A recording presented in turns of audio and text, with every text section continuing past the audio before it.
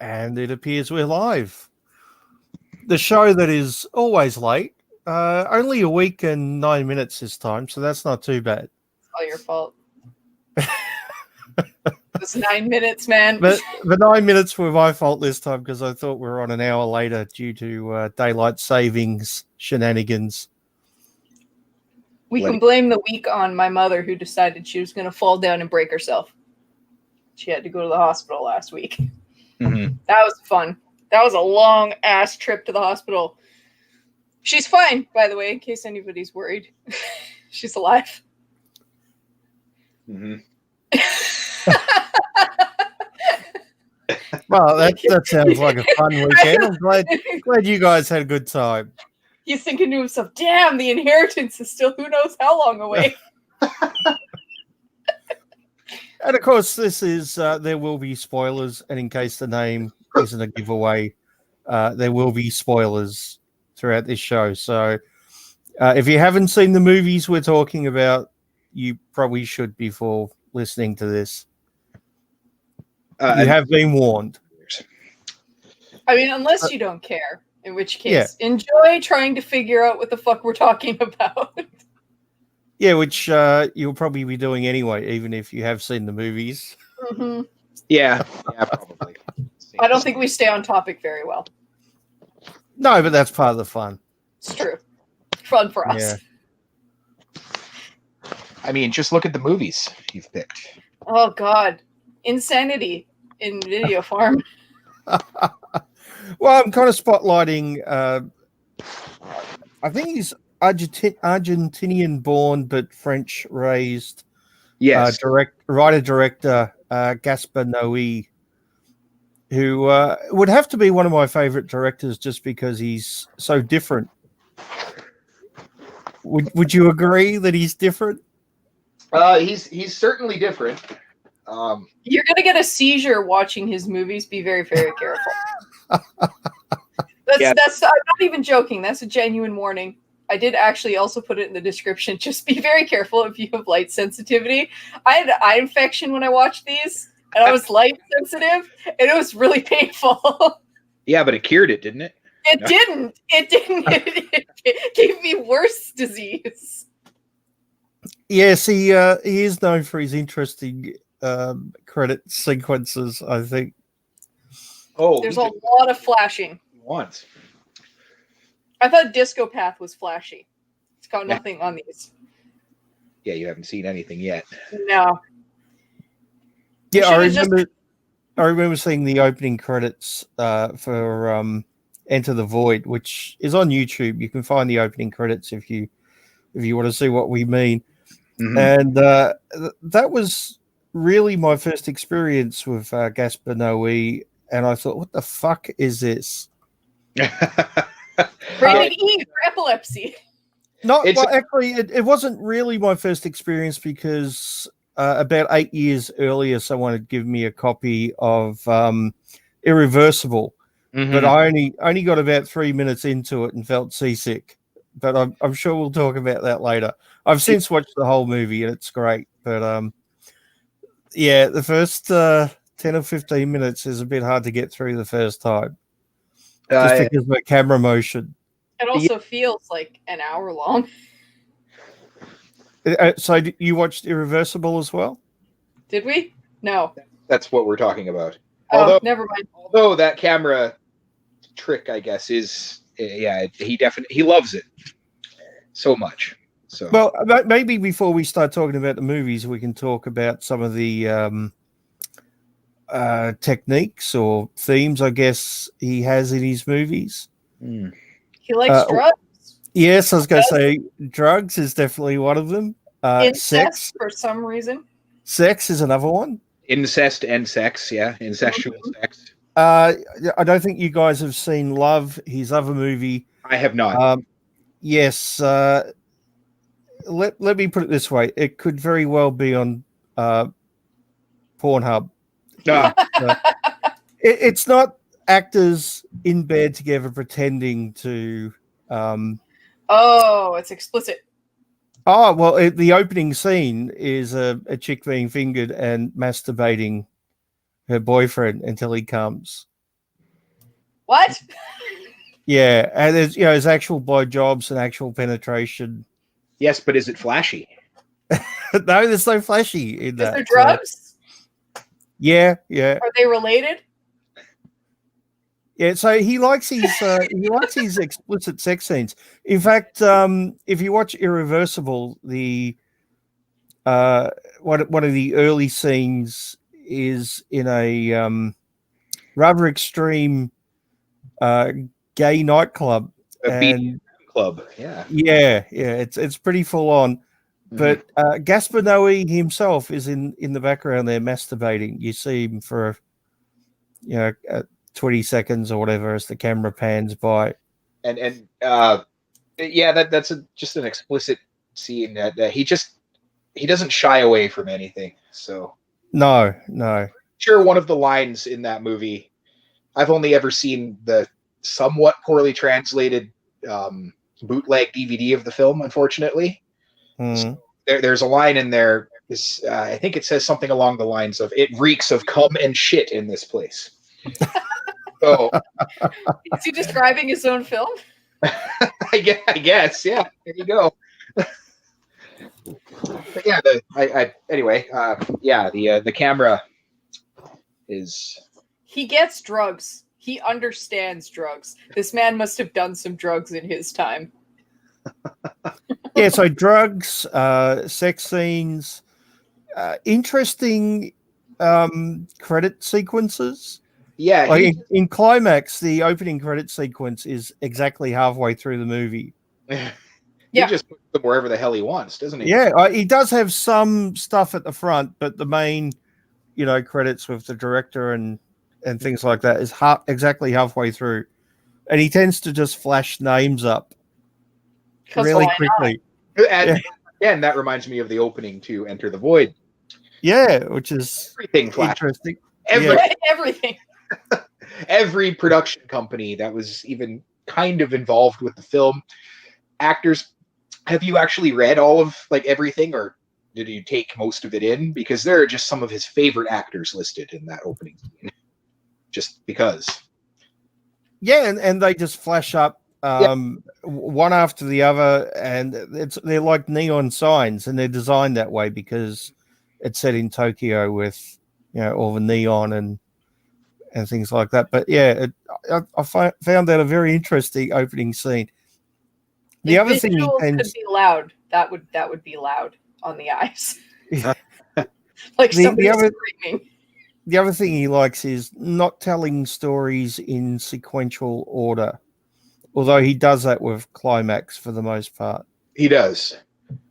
Irreversible is certainly not told. Well, I suppose it is told in sequential order. It is, sort of. Reverse sequential order. Yeah. Yes, that's Irreversible, not Enter the Void. We're talking about 3 different films right now and confusing this and on. We should probably. But yeah, because I haven't seen Irreversible, so help. Well, we'll probably talk about Irreversible a bit at the end because it's hard to talk about Gaspar Noé and not talk about that movie. Sure. Yeah. So, we'll just try to stick with the Enter the Void and Climax. Yeah, but Love is told out of sequence too in flashback. And Enter the Void is definitely all over the place sequentially. It is. You need an attention span. Climax is though it starts with one of the final scenes with the woman going through the snow, but the rest of it is pretty much in sequential order. Yeah. So I guess we should start with Enter the Void. Should we start with the interesting intro? I mean, which I lovingly described as a shittier version of Requiem for a Dream. Oh. You did make the comment that the movie's about an hour too long, and I would tend to agree with that. I do love the movie. It's not one of my all-time favorite movies, and it's not even my favorite Gaspar Noé movie, but I do think it's a little bit too long and a little bit too slow. I think it blue-balled me until I went soft. Yeah, he was obviously going for that drug trip kind of feel, and unless you're on drugs when you're watching it, I don't think you really get the full effect. And you know what sucks about that is overall it's really good. If they re-edited it and cut it down, I think it would be fantastic. But because it's overlong, there's sections of it that are really fucking boring. Yeah, and it repeats itself a little bit too. And it's like I think it's over 2 hours too. It's 2 hours and 42 minutes. Yeah, if you cut it down to like, I don't know, an hour 20 or something. I understand it to be 2 hours long. I would have been okay with that. But I think it was his pet project, so I think he wouldn't want to cut it down. He's actually been wanting to make this movie since his adolescence. Mm-hmm. That's my only major criticism of it is that it's overlong. Otherwise, it's really compelling because it kept sucking me in. I'd get a little bored and be like, "Hey, when is this fucking movie going to be over?" And then it would give me something. Yeah, the dialogue. It's a gripping movie for I'd say 2 hours of its runtime. Yeah, it's a real cock tease. Yeah. It plays with you too much and doesn't just get it done. It's definitely a movie I think everyone should watch at least once, but it's not one that you'd want to watch repeatedly. Maybe once every 10 years or something. Or about how long it's been since the last time you watched it? I saw it in 2010, and then I saw it a couple of weeks ago because I knew I was going to be doing it for this show, and I watched it again last night. So watched it just shortly after it came out. Nice. Yeah, yeah. If somebody ever did a fan re-edit of it and cut it down to a couple hours, I'd probably watch it again. Well, yeah, I don't think that crowd would. All the pretentious Gasp Noe lovers are very upset now. I'm sorry. What do you think the budget was for the movie? 50 grand, 100 grand, somewhere in there. Not a lot. I've got it in pounds, so I don't know what that is in American dollars, but I'm sure you can figure it out. Yeah, I can ballpark it. How much? 12.4 million. Holy crap! Fucking really? Yep. How? A lot of night shoots in Tokyo with planes. Yeah. Yeah. Because when I saw the budget, I thought, really, that fucking much? And then I thought, all the crane work would have cost a fortune. It's about 20 million Canadian or 17 million American. So meanwhile, now we have drones and we can do all this shit without cranes. Well, and isn't that bullshit? But it's just the time to film in Tokyo, which he did for the most part. Yeah, in Tokyo must have been really. I can imagine. Budget, yeah. So the next trivia question is, how much do you think it made? Now, he was given such a big budget for this because Irreversible was a huge success. So they basically said, here's a big budget, do what you want.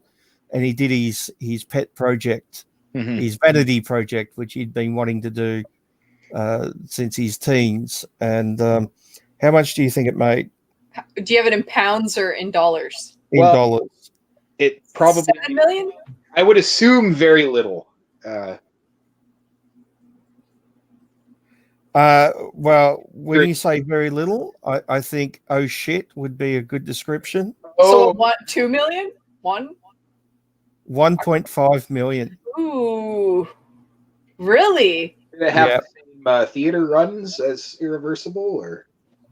I don't think so. Let me have a look. I mean, it's hard to say that information might be really difficult to actually come by, but that's surprising though. If because a lot of people will go and see a movie by a director they like just because they've made other movies they enjoy. Well, I think Irreversible. I think a lot of them. No, I shouldn't say that. I think a lot of the exposure Irreversible, which was the film he made before this one, the third movie we were talking about. It gained a lot of its exposure after the fact. I'm not talking about money here, just exposure. via like DVD sales overseas, out of its native country.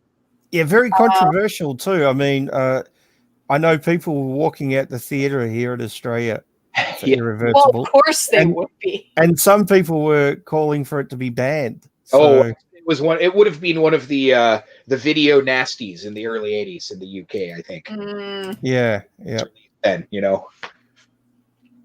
but yeah. So in a way, that's shocking to me, and also in a way, it's not just because of the film itself. But again, I would assume this movie had an art house release, not a full-on mainstream theater release. So you would think it would have a limited short run, so word couldn't get around that it was quote unquote bad or good. I don't know. Well, it says here in France it had 30 prints and it sold 51,000 tickets in total. Oh yeah, that is not a lot. that sounds 1.5 million at the box office globally is not a lot of money. And the return for the film was 1.25%. So, oh yeah. Oh, so I take it they were a little bit angry at our. Well, I don't know. I imagine they weren't impressed with that, though. I imagine they didn't give them money for another movie. At least not that studio. Yeah, I guess that's a big loss. That's a big chunk of money. Although I guess it depends on how much he made with Irreversible. He might have actually covered those losses in his previous movie. Who knows? Maybe. Isn't it sad when a director has a pet project that doesn't do well? It kind of breaks my heart a little bit. Yeah, I mean, I suppose that can be really heartbreaking or disheartening to the director or writer or whoever it is. But I mean, it's just especially if it's your vanity project. Yeah. Something he'd been wanting to make since his teens, and for it to fail that hard, I think it is a pretty hard blow, I would imagine. And I mean, yeah, like you bare your soul to the world, and people are like, nah. Well, yeah, at that point, it's less about the money itself and more about the reaction to it, I guess. But as far as I know, the reaction to the movie amongst fans and the critical reaction wasn't awful, as far as I know. From what I've read, critics were split. Some thought it was brilliant, others thought it was absolute shit. So just most of his films, people will say that, or all of them. Yeah, so. I guess, but I think something like Climax would probably be more accessible. Yeah, definitely. Because it's not as long. Yeah. Well, people don't have a long attention span. It's the structure too. I say that, but Irreversible is also. Again, we were going to talk about that after, but yeah, Climax is a completely different animal than Enter the Void, though. So it's more accessible, I would say. Like it's less artsy fartsy and more. Well, yeah, it appeals to it'd appeal to more people. It's not as heady. I think that most people, even just casual film watchers, would be able to follow Climax. That's what I mean. They would be disturbed by it and probably hate it based on that, but follow it. They could follow the narrative easily. Yeah, it's not complicated. There's not there's a lot going on, but it's very straightforward what's happening. We all know what's happening at all times. There are some challenging scenes in Climax, but it's mostly definitely, but not more than the average horror film. I just mean the lingering shots of certain events. Yeah, definitely. Which are awesome, by the way. I'm not. They are. I'm not criticizing those in a negative way. I suppose we'll talk about those soon, or after we talk about Enter the Void. But yeah, I definitely think Climax is the better movie of the two. I personally enjoyed it more, personally. It has a greater rewatchability, which is, I think, one of the hallmarks of a great movie is you're able to watch it more than once and get more out of it every time you watch it. Again, it's really a shame because if it had been edited down, I think it would have been so much more than it was. But It overstays its welcome. At the same time, then it wouldn't be his vanity project. No, exactly. That's why it's I'm such glad, a shame, right? I'm glad that it exists in this form because at least he got to make it. There is that. That's true. Although I think sometimes creative people need someone there to rein them in a little bit sometimes, because they can. Sometimes their dreams,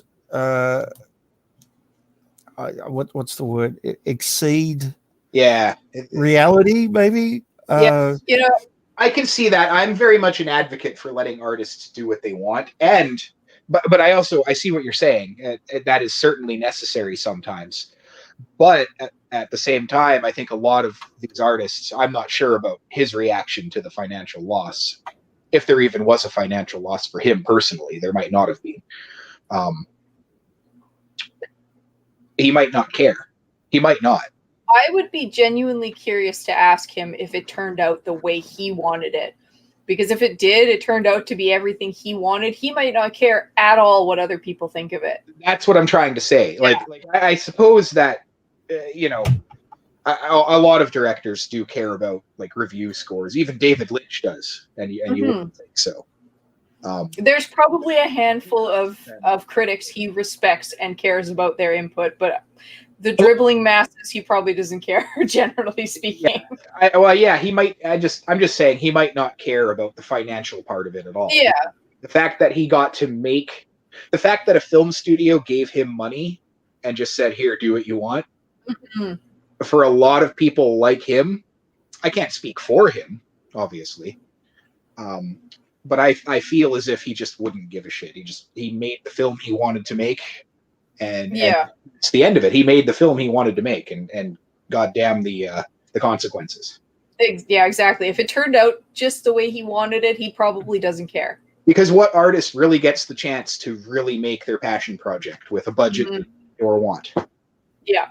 So in my mind, he's more successful, air quotes, successful than most artists in any field, because he got to make the film that he wanted to make. He didn't have to He certainly didn't have to squander his creativity. He just did what he wanted. So that's exactly it. That's more reward than most film directors or artists in any field could even dream of, let alone achieve. So we've been talking about this movie for 20 minutes and we haven't really discussed what the plot is. So So do you want to give a brief synopsis of this movie? Well, I still want to talk about the opening scene a little bit better, more of the opening credits. It starts big fucking text on the screen, huge text, which is not what you're used to in opening credits. Flashing up for a second at the time, you barely have enough time to read each word. And they're brightly colored, right? Yeah. Techno type music in the background, and then it takes off and gets a lot faster with neon sign like credits which constantly change shape. So different, colors, different shapes. I wasn't reading any of that. Yeah, you're just bombarded with it. It's like it's very loud. Your face. Yeah, loud and colorful. It reminds me of that scene in The Simpsons where they're in Japan and Bart's watching the cartoon that gives them all seizures. Yeah, it is kind of like that. It really is like that. What's really funny about it is it says so-and-so production company, Enter the Void, presents or whatever, Enter the Void, and then it gets quicker. Yeah. And there's still minutes of it seems, of intro. I spent a lot of that squinting, going, "Oh my god, my fucking eyes!" That's great. I have to admit, I love it though. I think it's great. I hope I don't need to retain any of this in order to follow the movie. What the fuck did that say? Holy shit! It got my attention. Let me put it that way. The first time I saw it, I thought, "What the fuck is this? This is something different." Yeah, and it seems he hired or had several different, like you said, different styles, like different animators, all at once, just kind of chunking this credit sequence together. And his name, Gaspar Noé, flashes like 8 times just before it says "Enter the Void" or "Enter." Yep. Of course, I think he's. It's definitely his passion project. So the entire movie is shot in first person, except for some of it, which is, I guess, third person, over the shoulder, kind of. So it's kind of very video game in a sense. It is, yeah. It almost feels, or it felt like to me, that I wanted to talk to these people once in a while. Yeah, you feel in it. It actually, it's one of those movies that it really succeeds in that particular camera style. And it really did make me queasy for a while. Oh, wait until you see Irreversible. Yeah, I'm already a little bit susceptible to motion sickness, and there was a lot of I just kind of had to squint at it. Oh, yeah. Wait until you see. Oh. Yeah, Irreversible. Anyway, so it's set in Japan. It's about a guy who's living in Japan. He's American, and he's over there with his sister. And we find out later on that they were estranged as children because their parents died in a car crash, and they were split up and adopted out to different families. So they've just been reunited. Child Protective Services doesn't fucking do that. At least not that. That's a nightmare. If they do that, that's a nightmare. I'm sure it has happened. That's a nightmare. If they're old enough to like recognize and know each other, why? I don't know, but I'm sure it has happened. Yes, at least on occasion. I would hope not, but seriously. Yeah, so we're seeing the through the main character's eyes, and he takes some drugs, and we have a very long, colorful, psychedelic animated sequence, which is really quite beautiful. Yeah. It's just too long. Yeah. No, I agree. It's quite beautiful, but it's also fairly slow. I agree. If you're using drugs when you're watching it, though, it'd probably be quite good. Oh God, yeah. It'd probably be quite fascinating. Mostly because it'd crawl out of the TV at you. In fact, it might be downright scary, depending on the drugs you're taking. So it might sound really pretentious of me, and I was not stoned while I watched this, but the color sequence was mesmerizing for me. I don't know what that says about my IQ. Maybe I'm just Forrest Gump. Ooh, look at the colors. It was awesome. That was really beautiful, though. You have to admit. It was gorgeous. It was too long. No, look, I agree. I'm not disagreeing. Like I said, if you're on drugs when you watched it, you'd probably have a different opinion, I imagine. Oh, yeah. Or you're Forrest Gump. Oh, yeah. So he gets a phone call to go and meet a friend of his at a club called Enter the Void. And we find out that he's a drug dealer, which is apparently really, really frowned upon in Japan. Apparently, they're pretty harsh on drug laws over there. I mean, I'm pretty sure if they had somebody narc, they'd arrest any drug dealer in most places. And I mean, I don't want to jump too far ahead, but I'm pretty sure the extreme reaction they had was because he threatened to shoot them. Well, we'll get to that in a minute. I don't want to like leap too far. Spoilers. Oh, sorry. So his mate comes to the door. I can't think of the character's name. We'll call him Beardy Dude because he's got a beard. Jesus. I quite like Jesus. Yeah, I quite like the character. He seemed like a fairly cool guy, to be honest. Drug addict Jesus. Hey? Drug addict Jesus.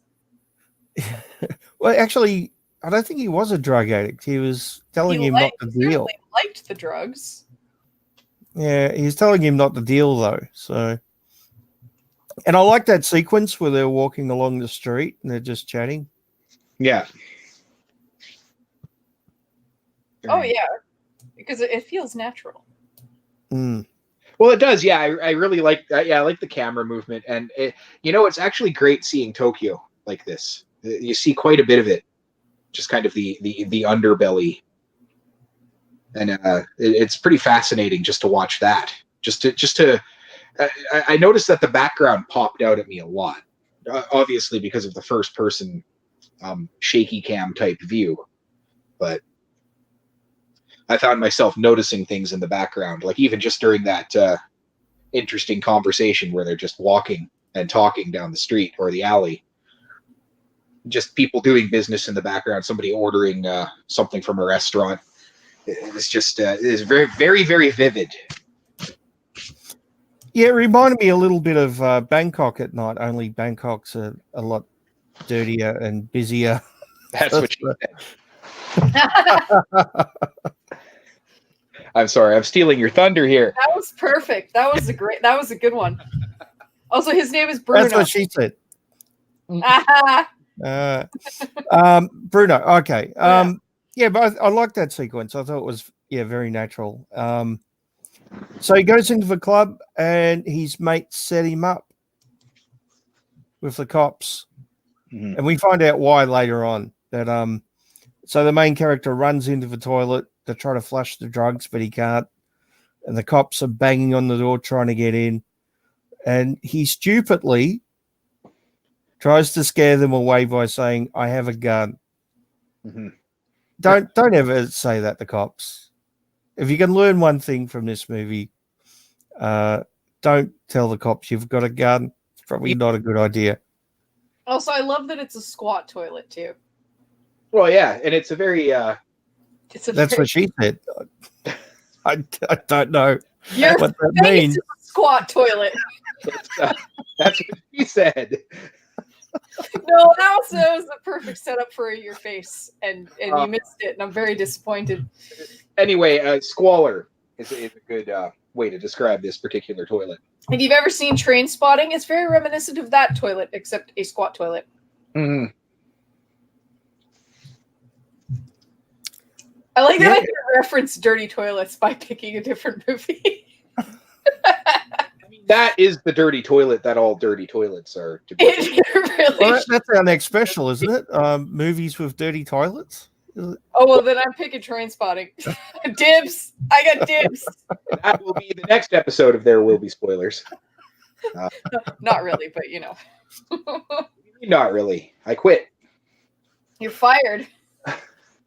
Wow. We don't need you. Dirty toilets. All right.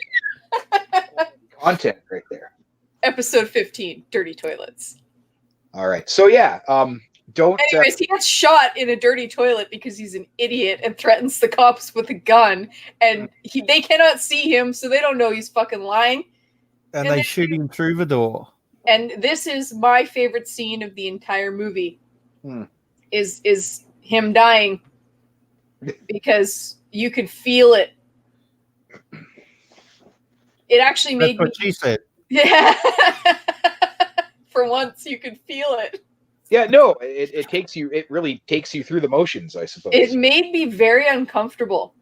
Like I really felt sort of sick. Well, when he looks down, they shoot him through the back, or I think they do via the front. Yeah, shoot through the back, and he looks down at his chest or just below his ribs. And from that moment on, it's a 2-minute crawl almost of him dying.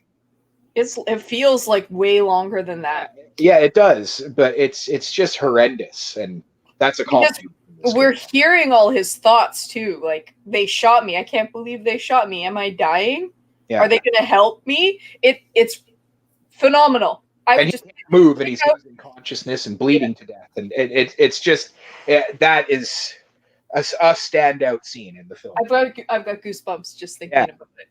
Yeah, you can hear his heartbeat getting weaker and slower and more erratic. It feels like minutes but it's probably quite short. Yeah, and then the last shot of that scene is the police officer with his fingers on his wrist, I believe. Yeah. Checking for a pulse. Yeah. Yeah, because he's looking down on his dead body, basically. He's left his body. Yeah. Yeah. Oh, and we should add that the beardy guy, what was his name again? Bruno. Bruno. Yeah, Bruno lent the main character the Tibetan Book of the Dead, and they did have a conversation about the afterlife, and that's right. He passed him the book during the conversation. That's right. Yeah, and drugs, and they had a long conversation about those things. Mm-hmm. So the rest of the movie is basically the character, his spirit, I guess, kind of in the afterlife. He's experiencing the afterlife in the way that people who believe in reincarnation experience the afterlife. So he's having flashbacks. He's having flashbacks of his past. Mm-hmm. So we learn his backstory, and we also see what's happened since he's died. So we see, his sister and his friend, mm-hmm. and we also get a glimpse into, I guess, fake out reality. Which for one short instance, which was confused the shit out of me when I was watching this. Like, I think it was meant to. It did. Yeah. The first time I saw it too. I thought the movie did a 180. Yeah, I was like, whoa. Yeah, it made you question everything you'd seen up until that point, and then it turned out to be a fake out. So I thought that was quite clever. It's this movie is so good. It's just there's too much fluff in between all this. Yes. It needs less filler, more of that. It's very much like someone's taken drugs and they're on a downer. It's not. It's definitely not someone on speed. That's for sure. I mean, it could be. Well, I can't imagine taking speed and watching this movie. I think that would be torture. That would be torture. It would. Yeah. It sounds like fun party. It would almost be something you would want to stop, but you couldn't.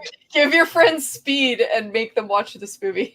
But I think if someone was on, a downer, something to slow them down, then they'd probably just sink right into it.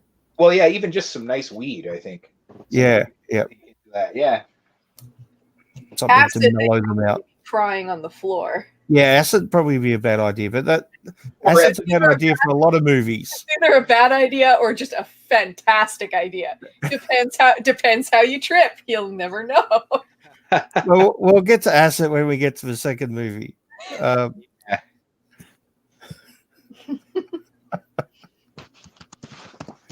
So I guess we should talk about his past, and we've talked about it a little bit already, I guess. I think we see that really all of a sudden too, because he's getting all these really nice flashbacks of his childhood. They're having a day at the beach. It's all nice.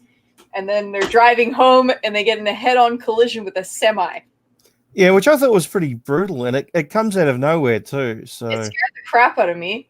Yeah, it's meant to. And he uses the same scene, I think, 2 or 3 times in the. Yeah. Well, I think it's more than that, actually. We revisit it quite a few times. And it's always, just thrown in to really snap you out of it, I guess. It's definitely jarring every time. Yeah, it's like a slap in the face, considering the movie's so mellow and slow. It's quite jarring. But yeah, it is a brutal head-on car crash with a truck, and his parents are killed. And you hear his sister screaming in the back seat next to him. Mm-hmm. And then they're separated, and they're now adults, and they get back in contact with each other.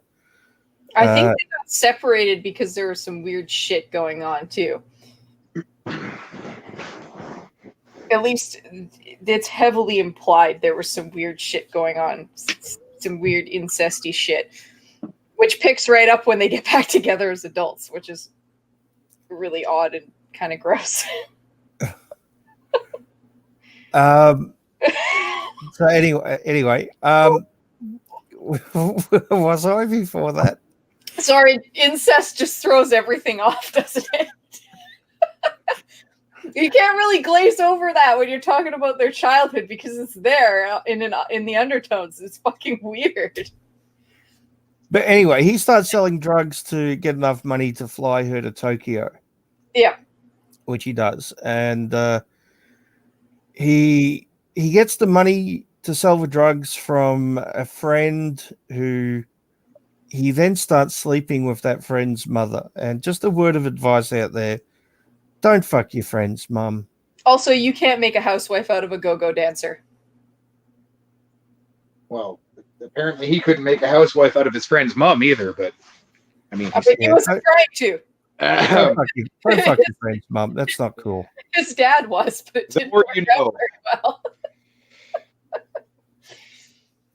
So Victor's upset. Well, yeah, so he gets the money from the friend and he buys the drugs from a rather scummy drug dealer. Mm-hmm. He's an interesting character. We don't see a great deal of him, but he's an interesting character. Hey? He's a nice man. There you go. Yeah, what was the line about him sticking his finger up his ass and wiping it on the back of someone's head? Yes. So getting head. You smell it all day. Yeah. Nice man, I'm sure. That's fucking funny. Not if it's done to you, it's not. That's usually how pranks work. Yeah, everyone else is funny, but not for the victim. Yeah, for the victim. Nobody cares about them. Every 10 minutes. What is that? Did I fart and not realize it? Did you fart? What the fuck is going on? Yeah. That's hilarious. Most of the characters in this movie don't bother me. I find them very likable. Yeah, well, they're human, I guess. He doesn't dehumanize anybody. Oh. So. No, the only person I don't really like, and I mean I can forgive her because her parents died when she was like 4. Well, yeah. Yeah, because she's like freaky incesty. Well, I was gone for a couple of minutes. I suppose you've already talked about the tunnel scene, the car crash, right? Yes. Yep. Yeah, we did. Well, yeah, that's a jarring scene. I guess if you can't feel for a 4 or 6 year old girl crying for her mommy who has her face crushed, I don't know what to tell you. Yeah, you've got something wrong. But I mean, she becomes an adult, and then you don't have to fuck your brother to make yourself feel better. Oh, well, fuck, I've been doing this wrong for how long? Excuse me? What? I didn't know you had a brother. Now I'm having a backy vomit fest. You know what? They're on to us. Yeah. The whole me having a dick thing was a joke, and now we're been out of it. You like it. Yeah, as I'm leafing through the film, watching him wipe his dick after fucking her. Yeah. Okay. Anyway. Yeah, the scene. So speaking of the slutty sister, she's working as a stripper and fucking her boss. Slutty is fine. Incesty is not. She could be the hugest slut ever. Just don't fuck your brother and we're all good. Well, in this particular instance, she's fucking her boss. So yeah. And I mean, he actually likes her though. Like, I don't have a problem with him either. And the friend likes her too. Yes, but she's not into it, obviously. At least not. Well, not until later on. Yeah. So I guess we should talk about what happens in after he's dead, because and these scenes are all mixed together too. The flashbacks and the present stuff and the fake out scene. A lot of things. It's a little hard to piece together while you're watching it here and there, and then it just kind of falls into place. Yeah, it falls into place several times throughout the film, and everything just makes sense. It's very much like being on a drug trip. Yeah. I mean, I think we're approaching the fake out, because I don't think anything of note happens until after that. Again. Well, we see some of the scenes that have happened after his death. We do, but just before that, I think there was this I think this happens just before, is we really, really see his flashbacks of his little sister. And this is where a lot of the behind the head point of view comes in, when he's a little boy. Yeah, we got the underlying incest. Yes. Yeah, just interacting with his family, and it's really, really striking, and that only lasts for about 30 seconds of these flashbacks. And then we get head-on collision. And then, yes. Repeatedly. So yeah, after his death, we get to watch his sister strip and then fuck her boss from his point of view, while Bruno is calling her to tell her that her brother is dead. And if you're in the afterlife, I guess if you're incesty and you want to watch your sister get fucked, I mean, that's the first thing I'd want to do. And I think this is the first time we see that camera angle that he really likes to use 50 billion times in this movie, through the drywall, through the walls. Oh yeah! Wait until you see Irreversible. Why is that the whole movie? Yeah, pretty much. Fantastic. Meanwhile, halfway through that movie, I said to Master Non, I wish he'd done this once or twice instead of how much he's doing it, because it's now lost its appeal and has become annoying.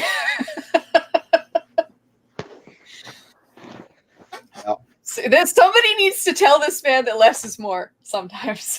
Oh, you couldn't do that with this project. Okay, clearly not.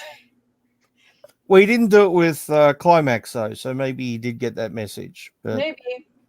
I mean, yeah, maybe. Well, yeah, until a certain scene. But yeah. It's only a little bit of it. That's okay. That's what I mean. Less is more. Like I said, if he'd done this one or two times through this movie, because it makes sense. He's a spirit. He'd go through fucking walls. We get it. It's really cool. Okay, we've seen it now. It's hard for me to dislike it, because it's not a heavy-handed criticism. My only heavy-handed criticism is that it's an overlong movie. Otherwise, it would have been really good. Mm-hmm. I think it suits this movie, though, because of the afterlife thing, and the whole drug trippy thing, and he's a spirit and he's going through walls. And well, I mean, limbo isn't supposed to be pleasant either. Basically, we watch him travel when that happens, I think. I think it is meant to be taken literally. Yeah, he's trapped. He is trapped in limbo. That's why. Since the movie is done from a first-person perspective, what else are we going to see while he does that? What else is there? Well, exactly. There only is that top-down. I mean, no, he can go through walls straight on. Oh, he could, but it wouldn't be as interesting for the viewer. And nor it could be. We could travel through a bunch of rooms going straight on. We could see their whole room then, I guess. So his sister gets pregnant and has an abortion. Which and we get to watch that? Yeah, and we get to see the fetus in the bowl afterwards. Which was upsetting, because it was way overdeveloped for how long she would have been pregnant for. That stems from... I do remember, I've been trying to find it, actually, frantically for the last 45 seconds or so, because I knew this scene was going to come up.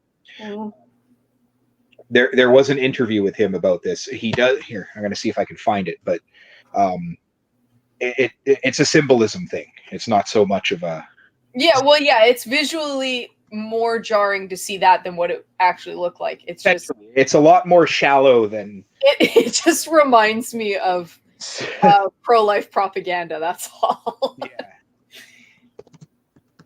It certainly is jarring, regardless. Oh yeah, I mean, watching the procedure An abortion, no matter alone what, is yeah, it's very uncomfortable. Yes, but I said before, he doesn't shy away from anything. So, like, I'm pretty sure they just put a speculum in her and are doing shit to her for the shot. I'm pretty sure that's not a fake vagina. You want to suspend disbelief? Yeah, they probably are, knowing him. Wait, I mean, it's not like ask of his actors and actresses. Yeah, it's not like, I mean, women get procedures like that done awake all the time. So we need you to get pregnant so we can give you an actual abortion on camera. No, I'm going for they just like gave her a pap smear on camera and pretended. I think what it means is it was a really good effect done on a real vagina, as opposed to a really good effect done on a fake vagina. Yeah, if that makes like trick of camera where you don't see anything. You could see everything. Yeah, it was great. It was disgusting and awful and fantastic all at the same time. So. Just on a little side note, a bit of trivia. I think that actress is suing Harvey Weinstein for $60 million for raping her. Wow. Yeah. Good for her. For raping her and destroying her career, I think she said. Wow. Good. Well, good for her. If that's the case, good for her. Go for it. I mean, he's a pig. It's pretty much established. Well, considering him getting Me Too'd at this point is pretty. Yeah, it's like, oh, him again. Oh. Well, she's gone to the police and filed official charges. I think she did it in 2017 or something like that, and supposedly the rape happened in 2010. Of course, he's denying it. So, I mean, at least hopefully there's some actual evidence because if it happened, I'd feel terrible. Well, yeah, exactly. If it happened and there wasn't any, yeah, absolutely. You don't want people like that to get away with it. Don't fucking wait. Yeah. Anyway, not always easy to prove 7 years later, though. That evidence is very time sensitive. Yeah, she might be shit out of luck. Mm-hmm. So, but anyway, I didn't know that actually. That's interesting because she's actually really brilliant in this movie. So, yeah, I'd seen her previously in Boardwalk Empire. That's where I've seen her. A couple episodes I've seen of that show. Yeah, that's you know what? I knew her face. I couldn't place it, actually. Yeah. And then I saw her in this, and I don't remember seeing her in anything else, which is why I looked her up last night and I found out about the lawsuit and that. So, well, I hope everything works out. Has she been in anything else like of note that would be of note to us, or just out of curiosity at this point? I don't think anything of note. But then again, most people wouldn't know Enter the Void either. So, well, that's why I said to us. So, you know, I can watch. What I'm trying to say is, I can watch the occasional, say, rom-com and actually enjoy it, but it's not something I seek out ever, really. So, I made him watch a horse movie with me the other day, and he fucking loved it. Yeah. A horse movie. You promised you wouldn't talk about it. I wasn't actually going to shame you on air, but you presented the opportunity to me, and I couldn't resist. That's what she said.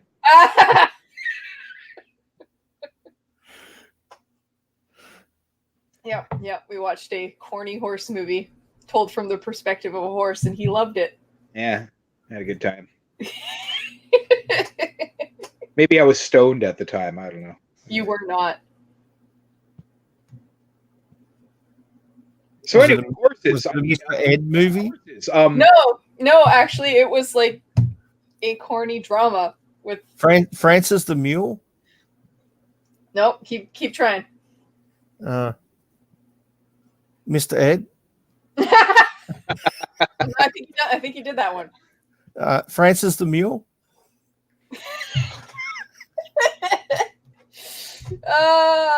No. But I'm not going to say it because I think I might make you watch it later. Oh, okay. I might pick it for another episode. It's shockingly good for what it is. Anyways, abortions. Yeah, so the sister gets pregnant, has an abortion. The friend is on the run from the cops. I think he hit a cop or something like that after he. No. He went up to the cops and went, "What happened?" My friend was in there, and they went, "Oh." Yeah. They asked him who, obviously, and I think Victor fingered him and identified him mid screaming. And so then they went to arrest him, and he took off because they chased him. So he's living in tunnels and eating out of garbage, unfortunately. Yeah. And I feel bad for him. He is a nice guy. Yeah, no, I like the character. And I mean, Oscar's someone like peddling drugs to everybody, including his own sister. Like, here, take these drugs. Here, you want some drugs? You want some drugs. In fact, Mario, who's her boss's name, kicks him out of his nightclub for selling drugs to his strippers. Yeah, he was a little bit angry about that, wasn't he? Yeah, you don't want your strippers hooked on phonics. You want them hooked on cocaine? I think only like some is hooked on phonics a thing in Australia land. I've heard of it. Yeah. It's not everywhere because I made that joke to somebody not that long ago, and they were like, "What the fuck is that?" Well. Clearly, you need hooked on phonics. I guess so. Anyway, aside from feeling like an absolute jerk at the moment, this movie actually made me feel kind of sick to my stomach a couple of times, in the best way that a movie can. Yeah, when you watch somebody get an actual abortion on screen, it's really uncomfortable. Speaking of the fact that Bruno was drinking out of puddles and eating out of garbage cans, that actually stuck with me probably more than it did most viewers, or maybe not. But that was deeply disturbing to me, actually. Yeah, because he's not a bad guy. He likes to do drugs and have fun. Yeah, there's nothing criminal about that. And he kept he was looking out for his mate too. You know, he didn't tell him not to sell drugs. Yeah, and it's just, I mean, his friend just died, and he fucking knows it. Yeah. Or pretty much, anyway, you would assume, right? Like, so just watching him wander the streets and watching Oscar watch him wander the streets he's frantically calling his sister, I think her name's Linda, to tell her that her brother's dead. Yeah. Like, could you imagine having to make that phone call to anybody? Yeah, no, I wouldn't want to imagine that. So I can only imagine what's going through his head. And then we see her grieve too, like, and Oscar witnesses it from everybody's perspective as it's happening in real time. And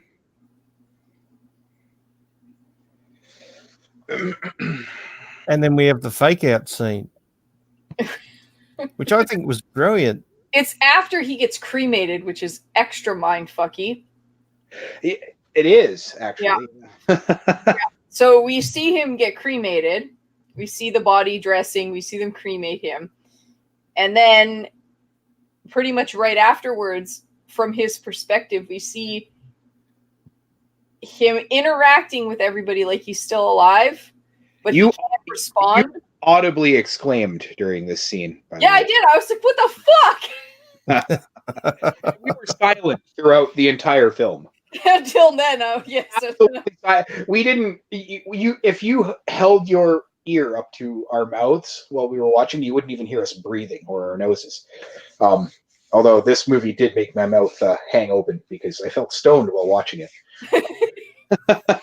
Turned you into a mouth breather. Well, yeah. The point is, though, it's that's quite the fake out. So. Yeah, it gave me a real big what the fuck just happened. I was ready to turn it off. I was like, this is fucking stupid. But we should describe the fake out because Yeah, it gives the viewer the impression that he didn't actually die and he's been in hospital hallucinating everything we've seen so far. Mm-hmm. And we're still seeing it from his point of view, and we see him in the back of the car with the sister and the her boss in the front seat, Mm-hmm. and they're talking about him. And he's obvious. It's pretty clear that he's severely handicapped, and she's talking about how she doesn't want to take care of him, and he's going to be a burden. That thing isn't my brother.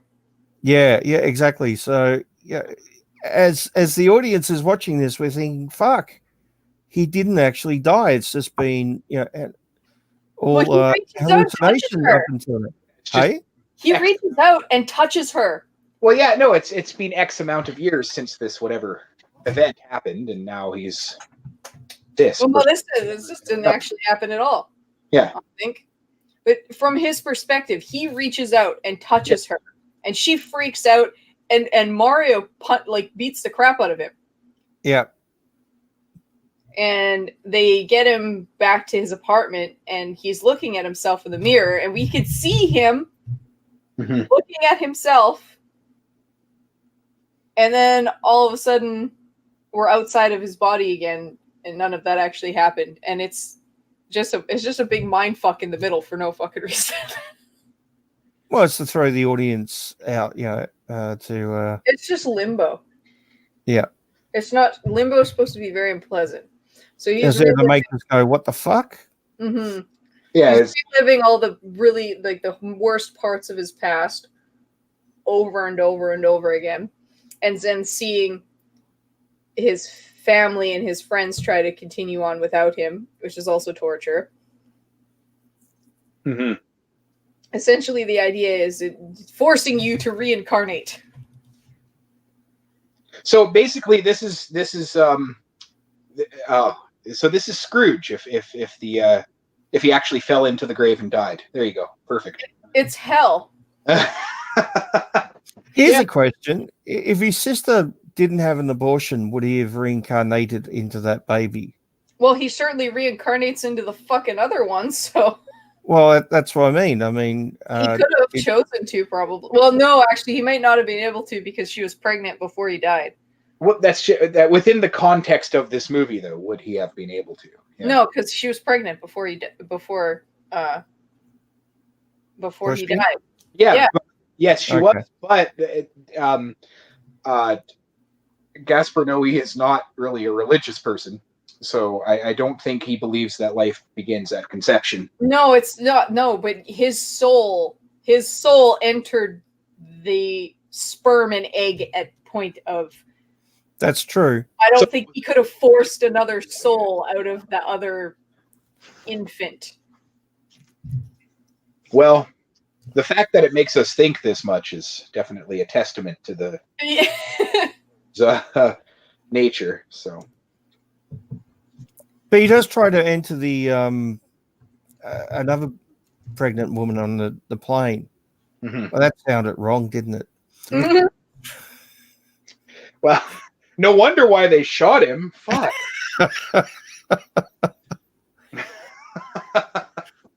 Yes, he flies up to a plane, and there's a pregnant woman on the plane, and his soul tries to enter the baby, but doesn't for some reason. Mm-hmm. And then he goes back down. She's not pregnant. She's breastfeeding. The fucking baby's alive. She's not pregnant. She's breastfeeding. Okay, and I remember because I looked at it and went, "Oh my god, there's her tits are out."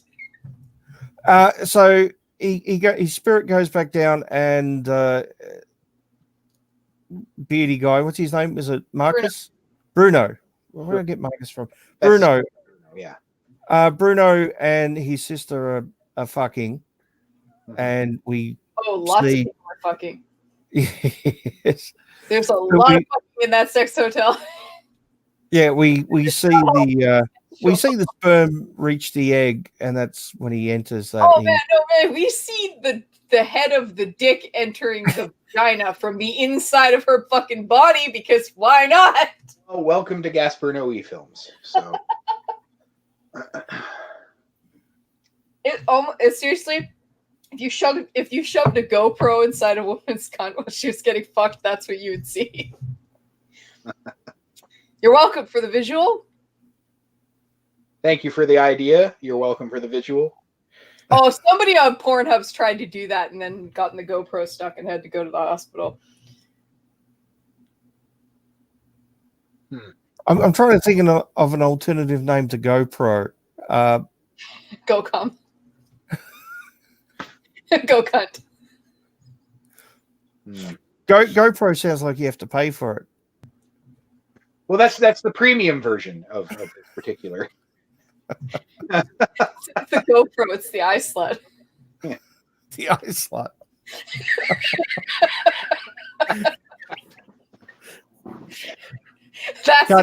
That's the premium Apple version. Cunt cam.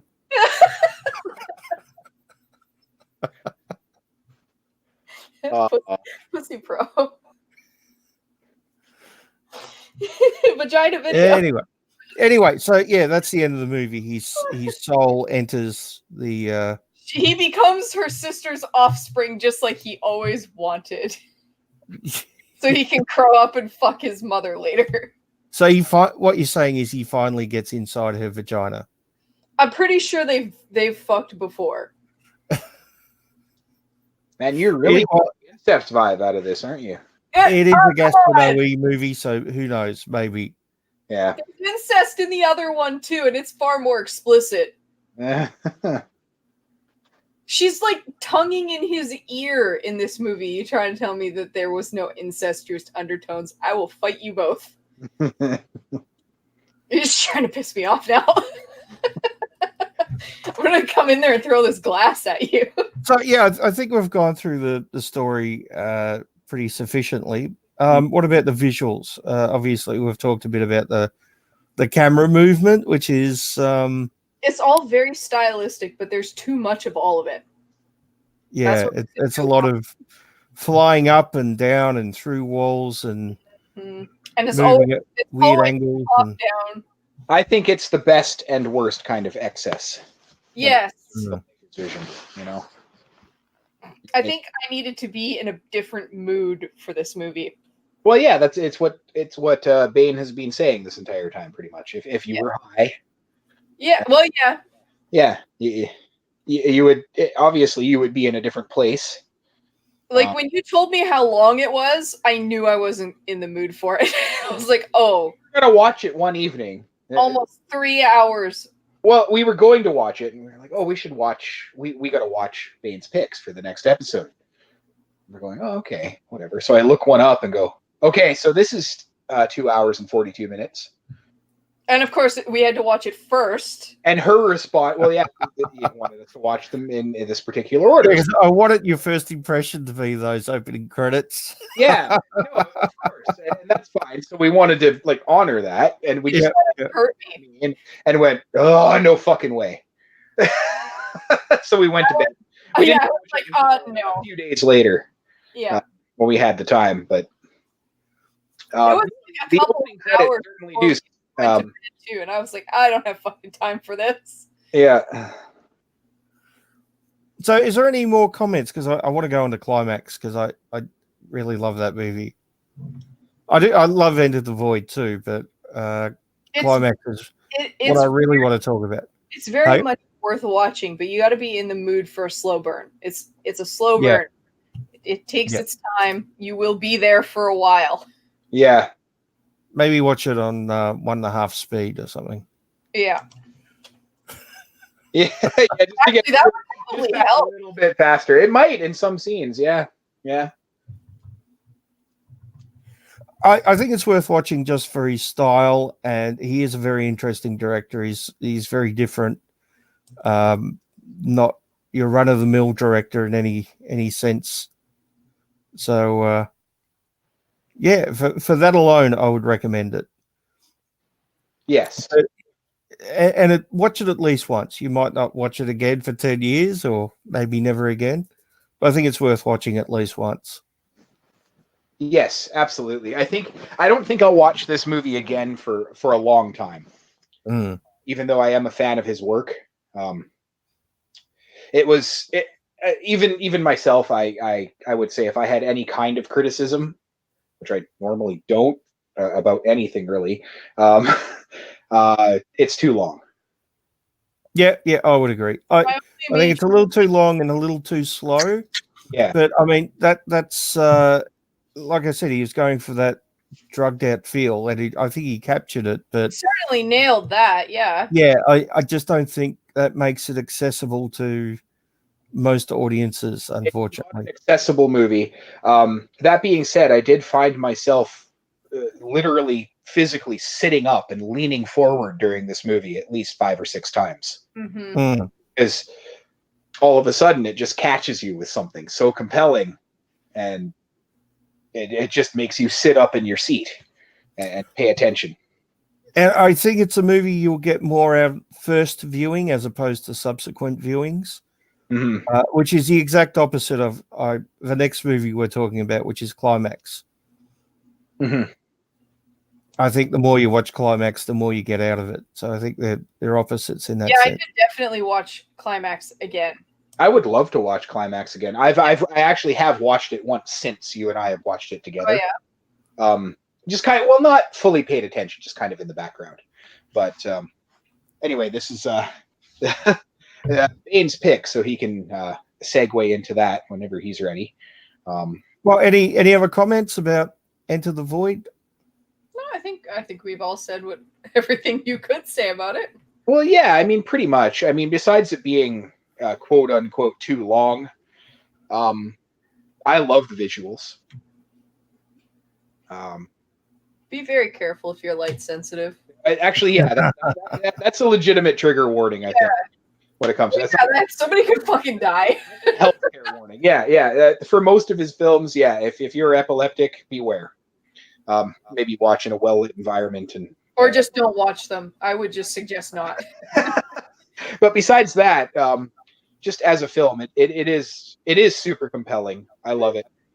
Scenes that stand out to me are obviously the opening credit sequence, the abortion scene, and excuse me, the scene that actually stands out to me most, for obvious reasons, it's really compelling, is actually the fight between the mother and the father and the son. It's all one shot. It's overhead with Oscar watching, and it's just a harrowing scene. Oh man, Oscar's death is probably my favorite, quote unquote favorite. It's certainly the most immersive.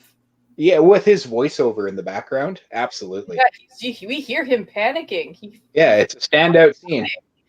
Yeah, it's what would be going through your head or my head if that happened. That's what makes it so immersive. It's very relatable. Well, that's another signature of Gasp is long single takes. Yeah, that seems to be a thing throughout all of his films. Yeah, especially Climax, which we're just about to talk about. I really enjoyed Climax. Yeah, it has 2 long continuous shots in it. The first one I think goes for about 9 or 10 minutes, which I thought was very impressive the first time I saw it, because the cameraman's going back and forth across a crowded dance floor following different characters, and it would have been very easy to accidentally bump into someone or have someone in the wrong spot at the wrong time. And then when we got halfway through the movie, I saw that there was a second long continuous take, which went for 45 minutes. So basically the last half of the movie is all one. Yeah, and that took 3 days to shoot, apparently. The whole movie was shot in 3 weeks. Very tight schedule, from what I know about it. Yeah. I'm not going to ruin anything if you want to discuss it, but you might even be waiting to bring it up. But do you know about the script and how the actors were instructed to act? Well, I know that only 2 of them had limited acting experience before all the others had no acting experience. Mm-hmm, mm-hmm. I know it was shot over 3 weeks, and I know there was a lot of ad-libbing as well. That's right. But That's right. Yeah. I don't know a lot of detail about that, so maybe you could fill us in on that if you know a bit more. Well, to touch on the ad-libbing, Gaspar Noé basically gave this group of admittedly wonderful people, maybe not wonderful actors, even though they turn out to be with no experience. I thought they were all great actors, except for sure. one small section I've got to criticize, but we'll get to that. Okay, sure. I think I know the section you're talking about. Yeah. On my too. Anyway, he gave them almost complete freedom to ad-lib during filming. Mm. So a lot of it, I'd say most of it, yeah, definitely most of it, not all of it, comes across as very, very natural. And it is. That's because it is. There was really not much of a script to go off of. It was very much just kind of a basic outline of what he wanted to achieve, and what the end goal was. And he just kind of set these people loose.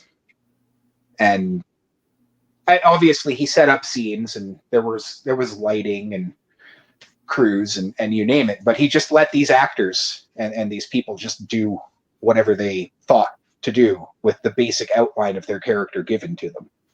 Yeah, there was obviously plot points. Yeah, there was certainly direction. Yeah, there was certainly direction and a basic outline of who their character was, but they got to fill in the other bits. Yeah, they got to fill in the other bits. They probably knew what the ending was going to be, and important plot points throughout. But yeah, they got to make up basically whatever they wanted their character to be in between those. So it really worked based on the story sequences, obviously. So that's what I gather from all of this. They were given just almost complete freedom within very, very, very loose boundaries. I love the very large gay man that everybody calls Daddy. in the tartan skirt. He's basically the only one that has a really fucking good time. He does have a good time for most of the time, yeah. Oh no! He's a big black guy with long blonde hair and a tartan skirt. He's not black, is he? Yeah. Oh yeah. Is he very black? Oh, I didn't even notice. Very much so. I just noticed that he was big and gay and had a very blonde wig. You didn't notice he was black? No. I thought it was pretty obvious. No. I did not. I wouldn't have even known unless you told me. Oh, that scene. He was just having a good time all night. Not that scene, the other scene. Anyway, we'll get to that. Because there's a lot. Yeah, so the movie starts with a woman staggering through the snow. Mm-hmm. She's got blood on herself and she falls down. She's not really dressed to be out in the snow either. I love this shot.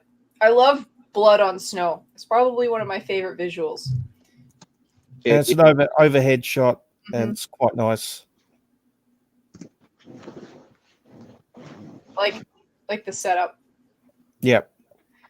And then we cut to interviews. So this is set in the early 90s. It's loosely based on a real story, very, very loosely based. Most of the interviews are in French. There's a couple, I think, in English. Actually, I think there's a couple of languages, isn't there? Yeah.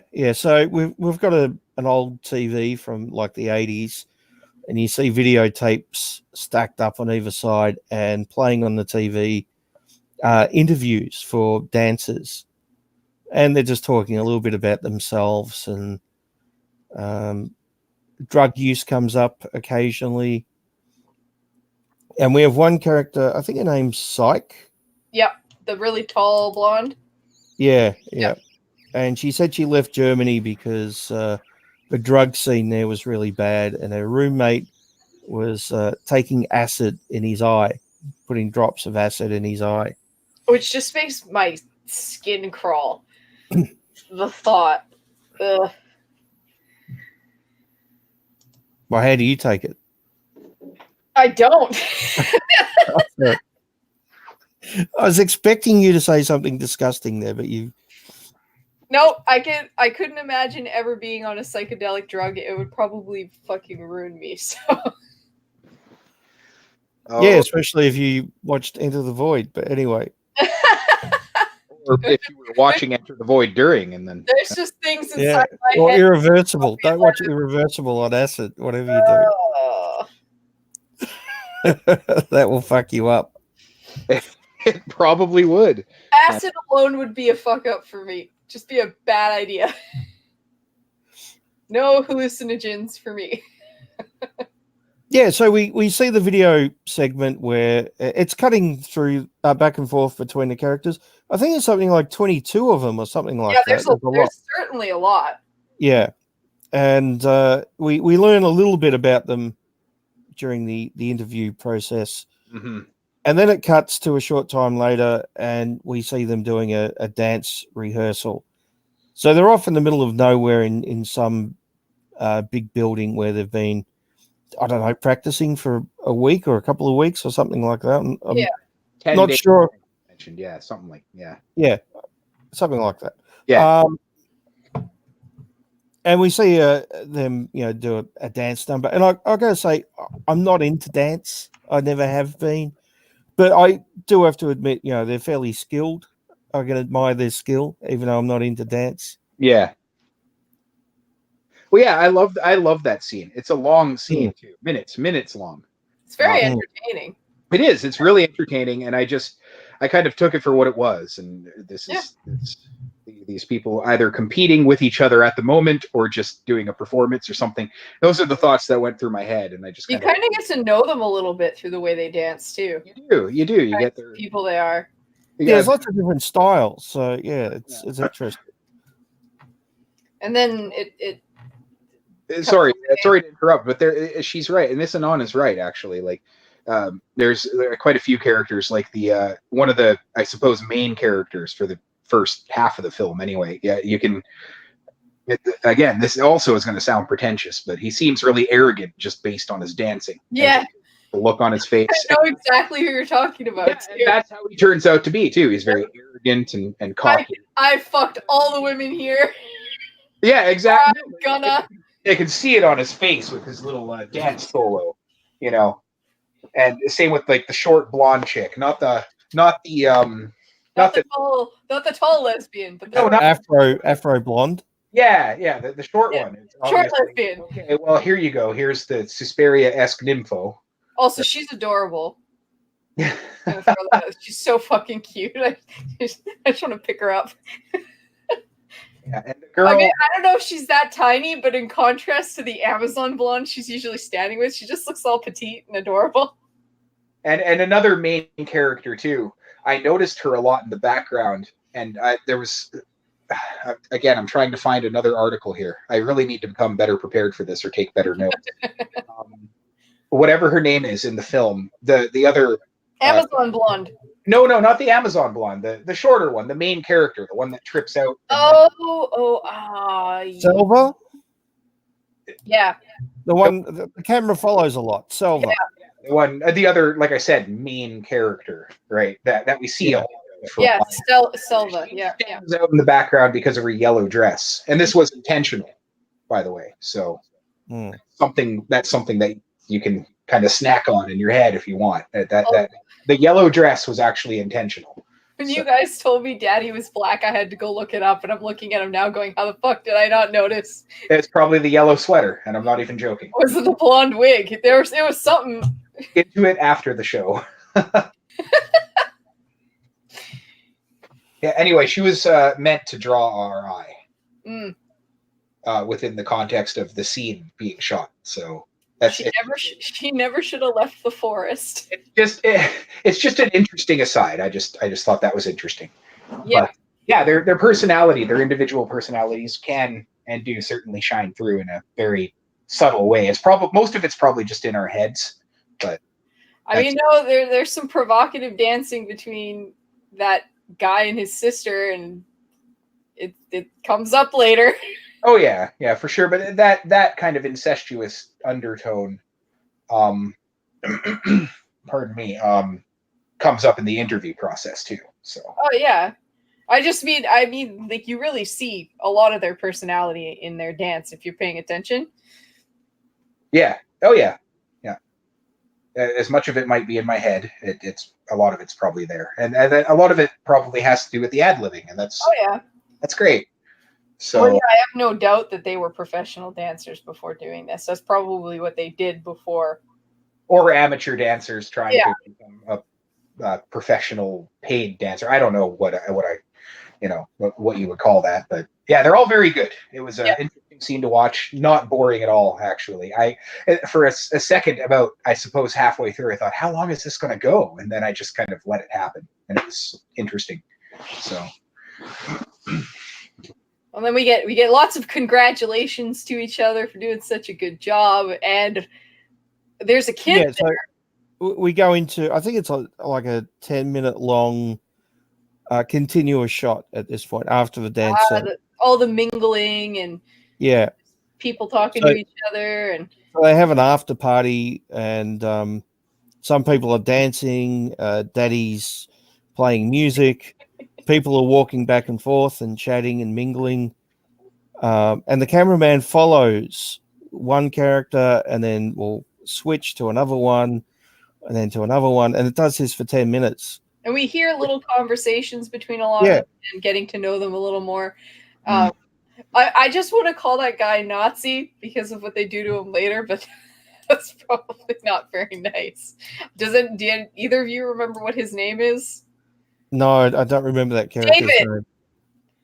Can we just call him douchebag, because that's the aura he gave off, kind of? Yeah, but it's David. And the only reason I remember his name is because that little twink was trying to fuck him, and Daddy goes, "You're not gonna make it." That's right. Yeah. So David, the Chris Kattan wannabe. Yeah, David's having a conversation with one of the guys going, "Oh yeah, I've had like this girl and this girl," and this kind of person he is. He's all bravado and ego, and it's very entertaining to follow the camera through them all and sort of catch short conversations. It is. Yeah, we learn little bits and pieces. We learn one of them's taking cocaine, and we learn that the woman who's organizing the whole thing used to be a dancer, but she had to give it up when she got pregnant, and a child's there. I guess he's maybe 7 or 8 or something. I think his name's pretty young. What's his name? Tito. Yeah. Tito. Yeah. And of course, all the girls think he's adorable, and they're all dancing with him, and sangria, and what is in sangria? Sangria is wine and fruit. Yeah, it's like usually red wine, or it always is red wine. Sweet, yeah, just with fruit, kind of marinated for a couple of days to a week okay. And then it's like a punch. It is basically just made with wine. It's really good. I like sangria. So that's a major plot point too. There's some big containers filled with sangria on the table, and almost everybody's drinking it. Yes. It's important to know. David takes a couple of straws and has a little snort with his mouth out of it, and just like, ugh. He's loving it. He's handing it out to the after the fact, but he thought it tasted like shit. But he's like, "Oh, free booze." Yeah, I just keep mentioning him because he's, at this point in my mind, he was kind of the main character. Yeah, we followed him the most because he's got that ego, and he's wandering around peacocking to all the girls, and he really doesn't have much more screen time than most everybody else. It's just he stood out, as well as the blonde girl in the yellow dress, because she actually had the most screen time. But. Yeah, well, I think the reason he has as more than most of them is because he and her are connected. Yes, in a sense. Well, yeah, he's chasing after her. Yeah, they've obviously fucked once, but he wants more, and she's not interested. Yeah. in typical peacock fashion. She hilariously blows him off a couple. Oh yeah, she's hilarious. She's like, "Nah, man, no, I'm good." Yeah. But the kid being there is important because he's, of course, doing what kids do at parties and stealing sips of drinks from people. That was his mother says you can't have that; it's alcohol. So Yeah, the first time I ever got drunk was doing that. I went around at a party my parents threw and went, "Can I have a sip of your drink? Can I have a sip of your drink? Can I taste that?" I remember of course. Wasted. Yeah. I remember Tito's mother in the movie saying, "No, you can't drink that. That's not juice. It's not juice, my dear." Yeah. And then she proceeds to put him to bed, and we come back to the party, and things are getting weird. Well, yeah. Oh, hold on. You've skipped ahead a little bit. Can we skip a little bit? Yeah, because the camera goes around for 10 minutes. Like I said, it's a very impressive shot to go back and forth across a crowded dance floor without bumping into anyone and having everyone at the right spot at the right time, saying the right conversation. It probably took many takes. Yeah. It probably did, but on a technical level, this is one of the most impressive things I've ever seen. Mm-hmm. And that's just the 10-minute one. Yeah, that's just the 10-minute one, especially considering that 90% of the actors were almost completely ad-libbing. Mm-hmm. Yep. It's just very impressive. It's a sight to behold. So after that 10 minutes, then we get small individual little scenes. So it's a lot more intimate. We get, it cuts back and forth between two people talking, groups of two people talking. Mm-hmm. And that's where we see the mother put Tito to bed. Yeah. And we also see Cyborg, and I don't know what the other character's name is. Cyborg? He's one of the black guys. Cyborg, I do believe, is the one in the black baseball cap as opposed to the beanie.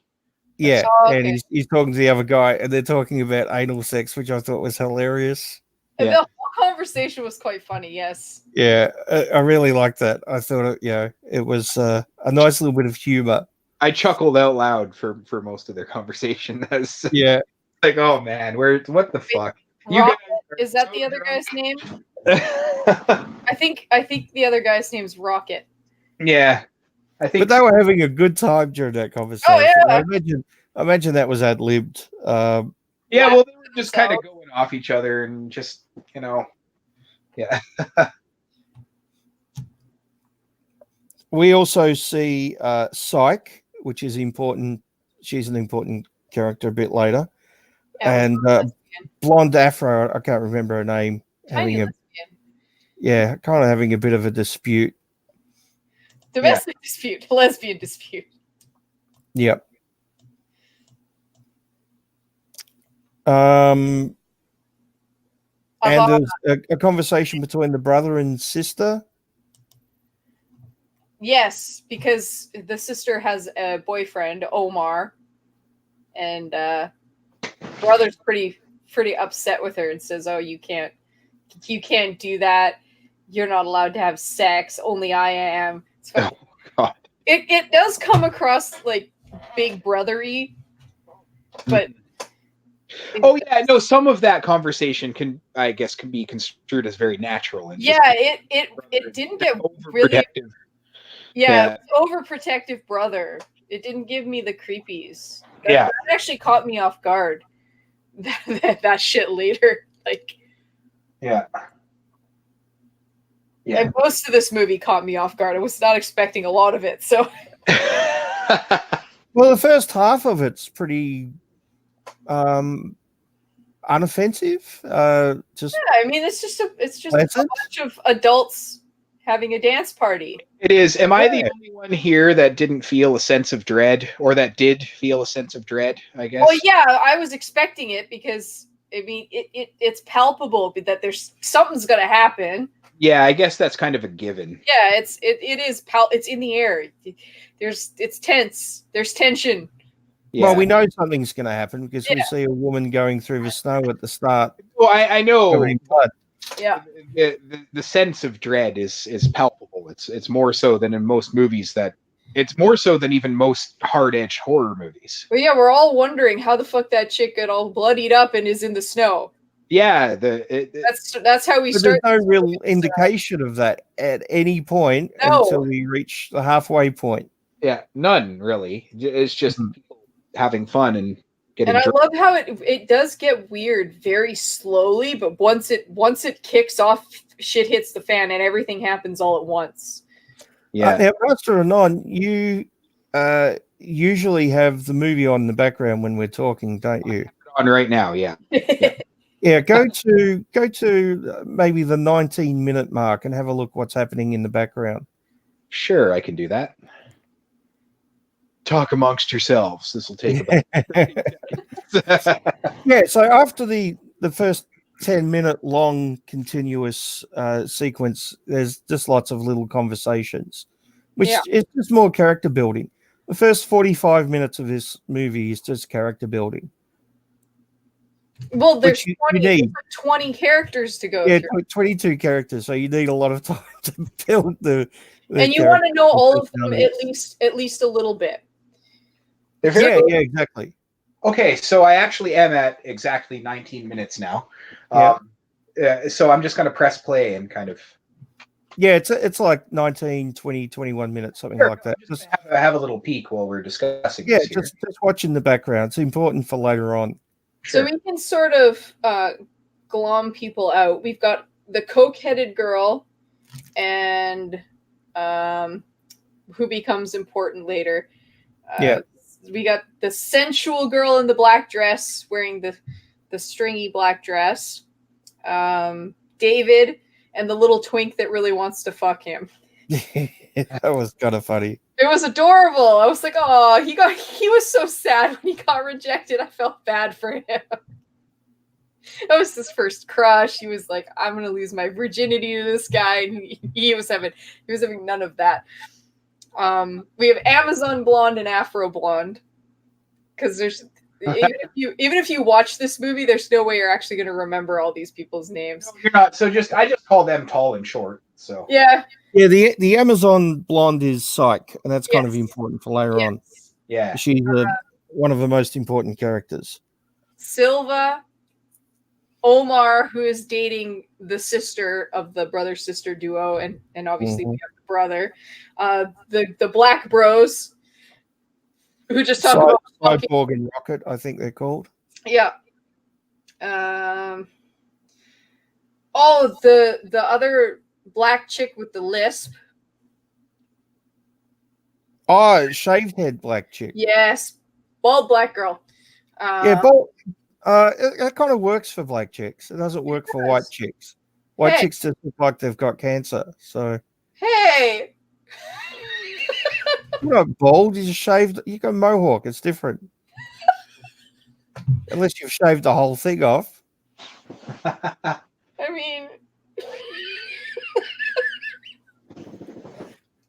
have you gone completely bald? No. No. Well, it's okay then.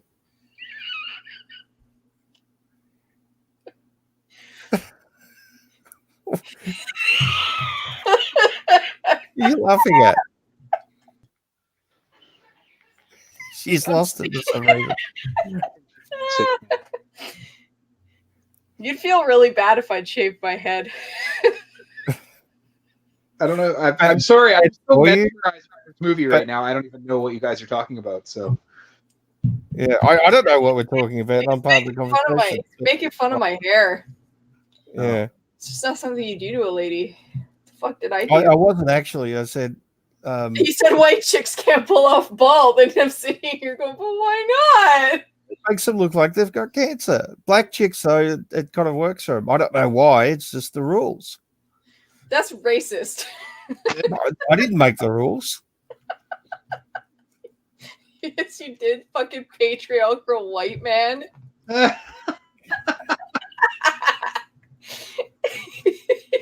Well, I have seen Joker, so, you know. Oh, don't spoil that for me.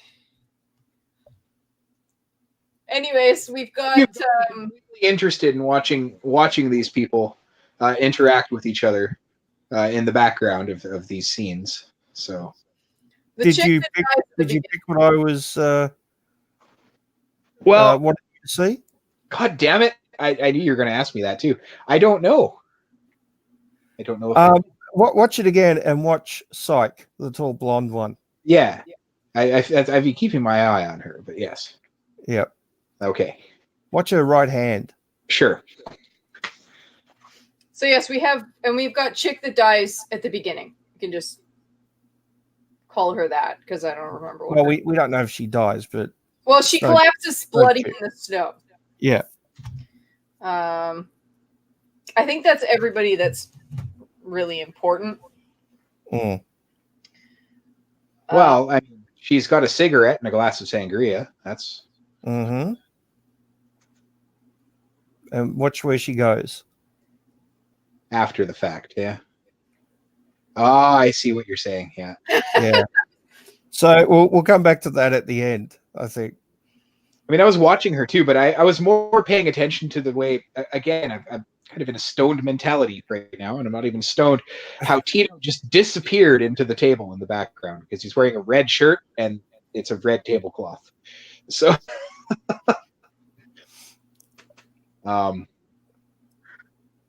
yeah, so anyway, after the conversations, the short little segments of conversation, which I thought were quite interesting and hilarious, we get the opening credit scene.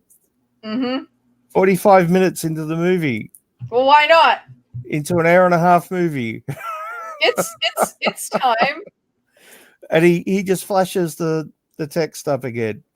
He does, and this is, I have to say, and I think the man deserves to have his ego. Yep. But you can tell his ego is sky high in this record. in this scene. I'm sure you know what I mean, especially at the end of the credit sequence. Mm-hmm. The name Gaspar Noé flashes on the screen at least 7 times in different. It's the one that's like the longest. Yeah. It hangs around. Oh, you know, he's the director, so you know. Well, no, he deserves to have his ego. He is a very, very good artist with a good vision. So he deserves it, but it's a little bit funny. It just when I saw that, my mind immediately went to Andy Warhol and that entire farce. It was hilarious. So, just in my head, it was like, okay, this is that's the type of fellow he is. Okay. So, who first notices that something is awry? Well, we're now going into the 45-minute continuous shot scene, which is just incredibly impressive. To not only navigate a crowded dance floor, but to go from room to room to room and back again, you know, down long corridors and back, and to have everyone in the right spot at the right time, saying their right line, and not knowing when the cameraman's going to come through the door. Very, very impressive. Extremely impressive. I'd love to see some of the fucked up takes because I'm sure there were many. And you know what? They're probably funny. Yeah. I bet you they're funny. I would love to see an outtakes clip of this movie. If there is one. I would love it. I guarantee you there'd be some of them which made it to like the 43-minute mark and then fucked up. Yeah. That would be so frustrating. Especially if it was like a week into filming. And this film was done in 3 weeks. Yeah. Yeah, well, the 45-minute scene took 3 days, which is really impressive when you think about it. Before that, though, aren't we treated to another dance off, I guess? Oh, yes. No, you're right. Yes. That's just before the credits. There is a short dance off from an overhead shot. Mm-hmm. Which was awesome. That was awesome. That was actually that was a treat to watch. It was that's what you really think. You know what? These people are actually really fucking good at what they do. Yeah. It's an overhead shot of them all in a circle dancing one at a time. Yeah. Kind of like a mosh pit idea, like an old school mosh pit where the rest of the crowd is just forming a circle around them. Yeah. And the camera is constantly just going clockwise, slowly, very, very slowly. I suppose it would take about 60 seconds to actually do. Actually, I bet you if I timed it, that's what it would take, knowing him. Yeah. 60 seconds to do one whole rotation around this overhead shot. with the center of the screen being the dancer, I guess, where the hands of the clock would meet. And then the credits start, that insane credit sequence, because Gaspar Noé likes to put credits wherever the fuck he feels like it. I mean, why not? Well, Why not? Yep. And then after the credits, immediately we get a nice close-up shot of the sangria. Yep. Wonder what that means. I think Silva's the one that starts noticing right away. I think she is, yeah. Yeah, that's not, she's good. Well, actually, no, the girl from the very beginning, she takes off, says she's not feeling well, and goes to go to bed. Sure. Yeah. And this is when Silva starts to notice that there's something wrong. She's, I don't feel good. So, can I make? I should add that at this point it's got that 5 o'clock in the morning in the nightclub feel to it. Yeah. It's done. The night is over. Everybody's smashed. Yeah, it's kind of sleep, or they want to go and fuck, or whatever they want to do, right? Yeah, the music's a bit more mellow, and some people are still giving her because they don't know when it's time to stop. Yeah. Even during viewing, there were really, really inebriated people. There are a few that stood out to me. One is the tall blonde woman. Yeah. Completely fucking drunk. Like, done. Oh, yeah. The short blonde. Oh, seemed completely. She's just horny. Well, yeah, okay. She's just horny and weird. And also, what's his face? The little gay guy, the twink. He was done and going after David. He wanted David's cock, and David was having none of it. But yeah, everybody seems. Bane's right. That's a great observation, actually. Yeah, like that 4 or 5 a.m. at the club. Everybody's not only they've wound down 2 hours ago. They're done. They're just. The bouncers are getting ready to kick everyone out. That's what the feeling is at this point. Every interaction between Daddy and that little twink and David is super cute. That could have been. I could have watched just the three of them have their little mini drama and been happy. It's very cute. David is hilarious, though. I actually like his character. I like him too. He's one of those cocky assholes that's very likable, which makes you like. Yeah. It's like, I wish I hated you, but you're so fucking likable. I can't hate the guy. So, the first person to really notice that something is wrong is Silva, the blonde. And yeah, he's all groping on her, and she doesn't feel well, right? Because she notices something's not right. She notices Psych piss on the floor. That's a great scene. Psych just walks onto the dance floor. She's kind of dancing, legs apart a bit, and just pisses all over the dance floor. Yeah, and that's when Silva looks at her and kind of starts to trip out a little bit. I think. Yeah, something's wrong here. Do you not want to like clean that up? Or she goes and gets a towel and comes back, and she's like, it's very sweet. She tries to help her. She just doesn't judge her or make fun of her or anything. It's just something is wrong, and this is where we get. I think it feels like 10 or 15 minutes of nothing but Silva, and that's what makes me think she's one of the main characters. I guess. Oh yeah, it's not. Yeah. It's a slow descent into hell at this point for 45 minutes. It's from our perspective. Through her, we're living vicariously through her at this point. I think she staggers up to Daddy first and says, like, yeah, she does, and then she starts. Yeah, Tito's, and it's just like, what happened? And Daddy doesn't give a shit at this point. He's just like, he's like having a fucking good time. Oh yeah, he's DJing. He's feeling good. Yeah. But the camera following Silva around, it's a descent into madness. Yeah. we see Tito's mom catch him drinking the sangria again. He snuck out of bed. Yeah. And just before that, Silva goes up to her and accuses her of drugging the sangria. What did you put in the something sangria? Yeah. And there's a whole who spiked the drink moment, and everybody thinks it's the only person. That moment, sorry to interrupt, there's a moment when Silva walks up, this is shortly through, just after she hands Psych the towel. Says, that up, where she goes up to David and embraces him. Yeah. Like just full on hugs him around the neck. Like and you can see it on her face. Like I am terrified right now. She's trying to tell him, but she can't. Yeah. Like because I guess that's he just thinks, ooh, she's ready to go, but no, she's like freaking out. He is her only ground in this bad trip that's just starting. So anyway, bad choice, Silva. Bad choice. Yeah. Well, no, it's not like Well, he's fucked up too. He's not gonna help her. No, and this is where the bad shit starts going down, where Tito's mom gets accused of spiking the drink. And then because she said probably the best thing she's ever done is the sangria, which which will definitely plant that paranoid seed in a. But then she said, "But I drank it. Like I drank it too." So then you didn't drink the sangria, and we all know it's Omar because David offered him a drink, and he goes, "Oh no, man, I don't drink." Which stands out in the film, by the way. That's another one of those one-on-one conversations that happens. Yeah.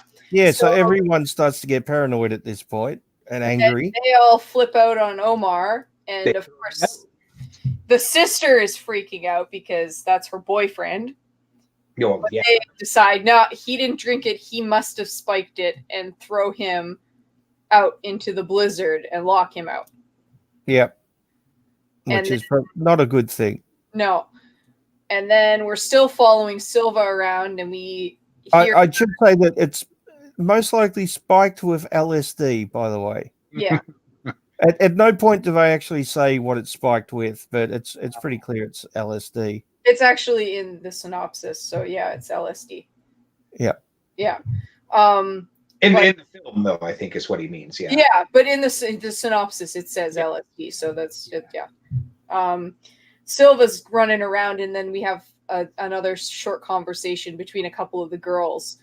I think it's Sensual Girl going, "What's the cure for this? How do you offset whatever this drug is?" And then cocaine.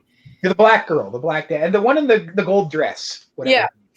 Yeah. The bald black chick. Yeah. She's like, it's cocaine. I like how she says it so nonchalantly too. She's just like, it's cocaine.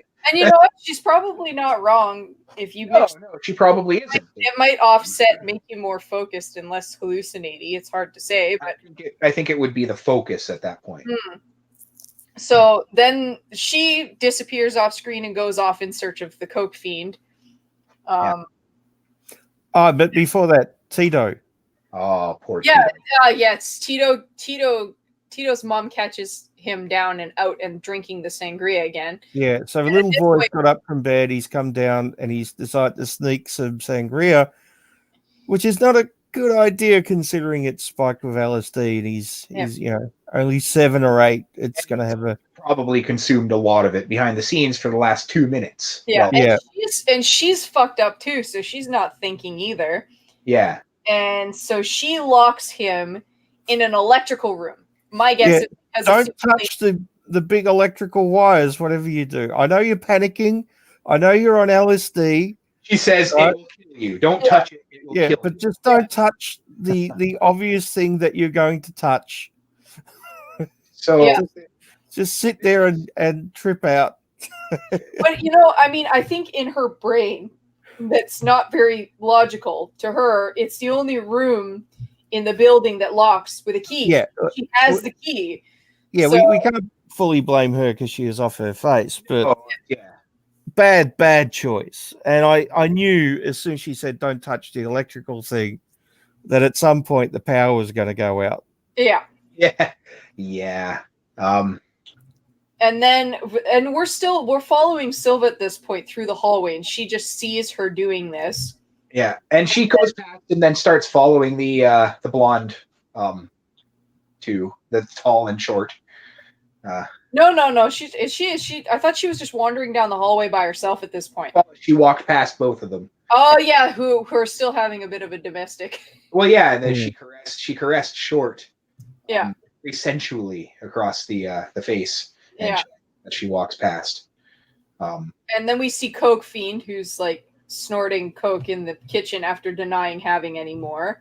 I should point out too, it must have been a small crew, probably just the cameraman, I imagine, because the sound guy too, sure. Yeah, maybe a sound guy and maybe like Gaspar in the background somewhere doing his thing. yeah, but that'd be really difficult considering you're going down corridors into small rooms and then coming back out. And the boom makes its way into a lot of shots by accident. The fact that I bet you the sound boom makes its way into a lot of shots by accident.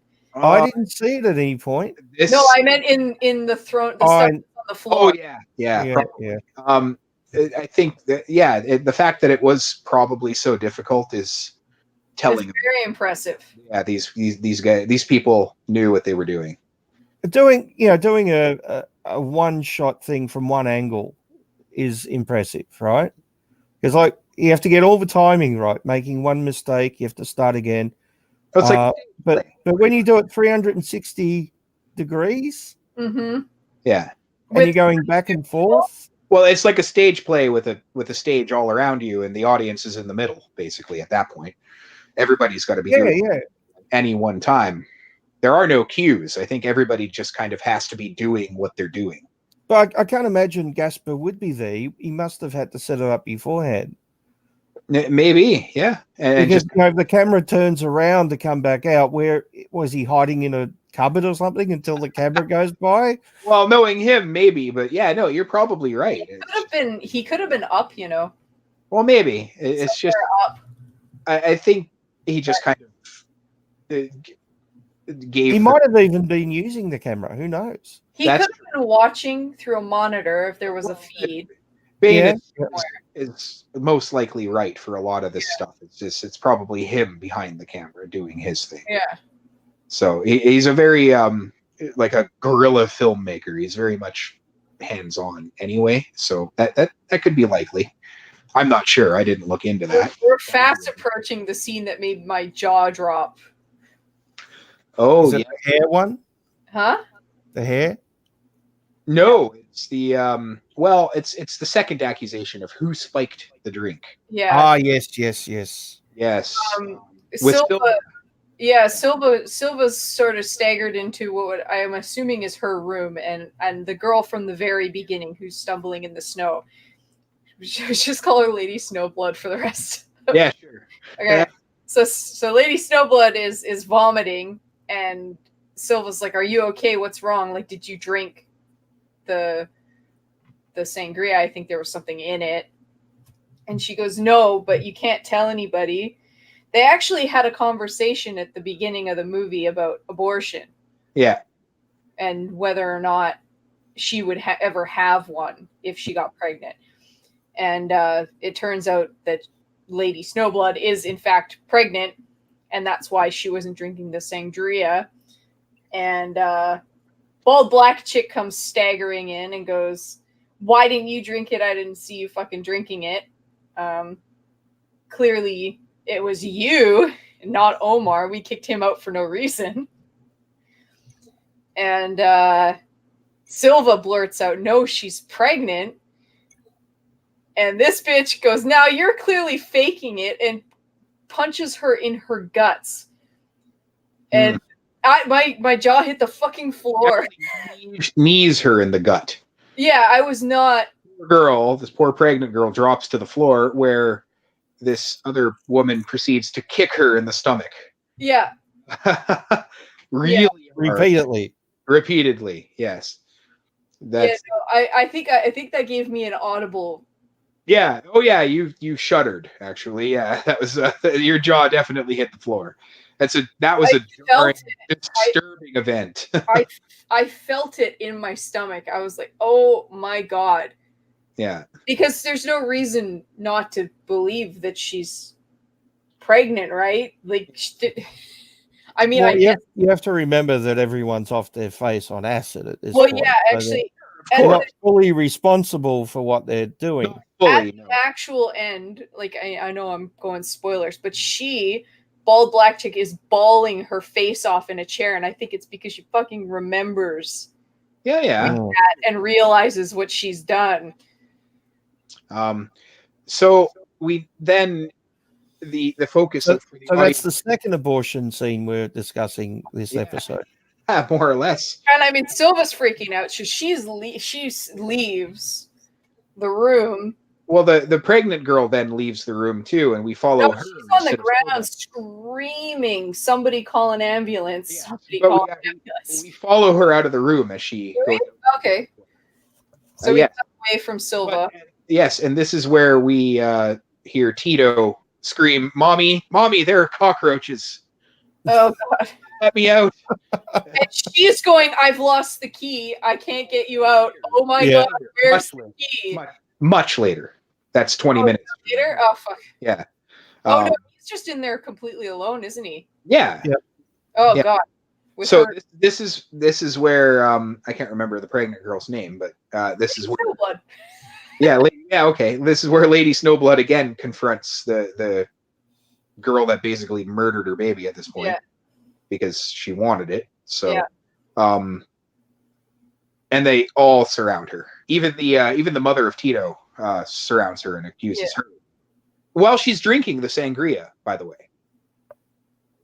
And she the mother at this point, just before she said you spiked it, actually took a big sip of the sangria. They're all fucking. I understand that she's fucked up, but she's willingly getting more fucked up at this point. She actually. I don't know if it's willing or if she's just fucked up and doesn't realize what the fuck she's drinking doing it anymore. at the moment, drinking it, crying about her son, whilst drinking the drug-laced sangria, and she's the only one doing it, by the way. No, I see a lot of them still drinking it throughout the movie because at some point I remember going, "Why the fuck are they still drinking it?" At this point, she's the only one doing it. Yeah,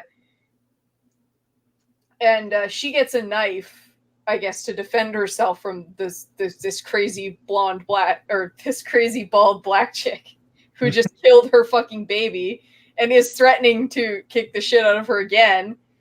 And everybody surrounds her and basically just tells her to kill herself. So she cuts herself really deeply several times on the arm and then once on the cheek, which is incredibly disturbing to watch.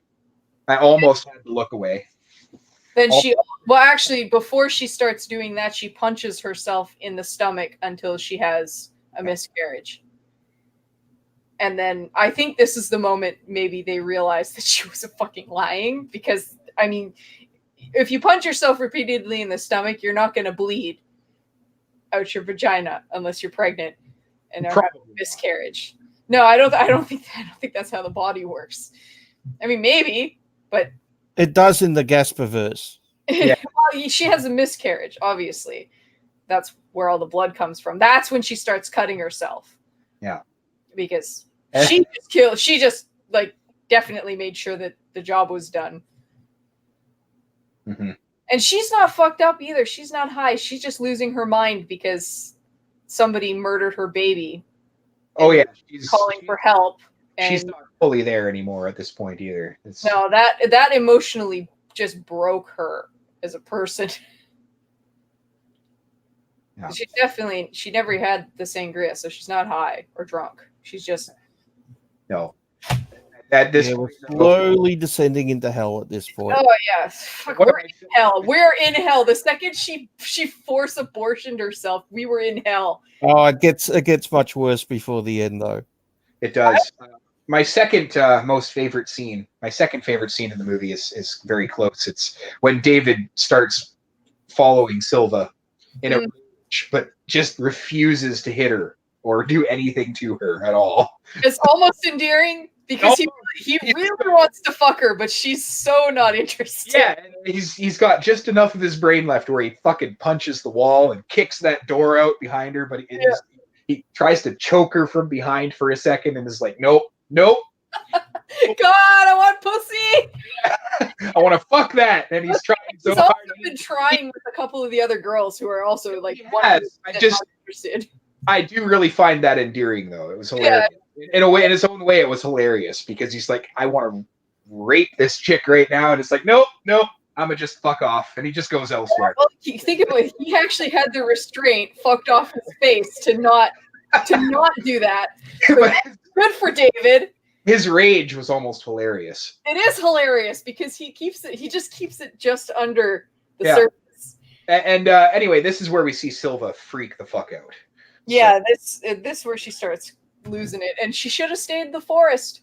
Yeah, I guess. Yeah, she goes down the hall, and there's this like panorama painting, this view on the wall of a forest that's very 3D, and she looks at it as she's freaking out and screaming. And she has calm. Yeah, she's laughing, and she just looks at it, and this kind of, that's nice. Yeah.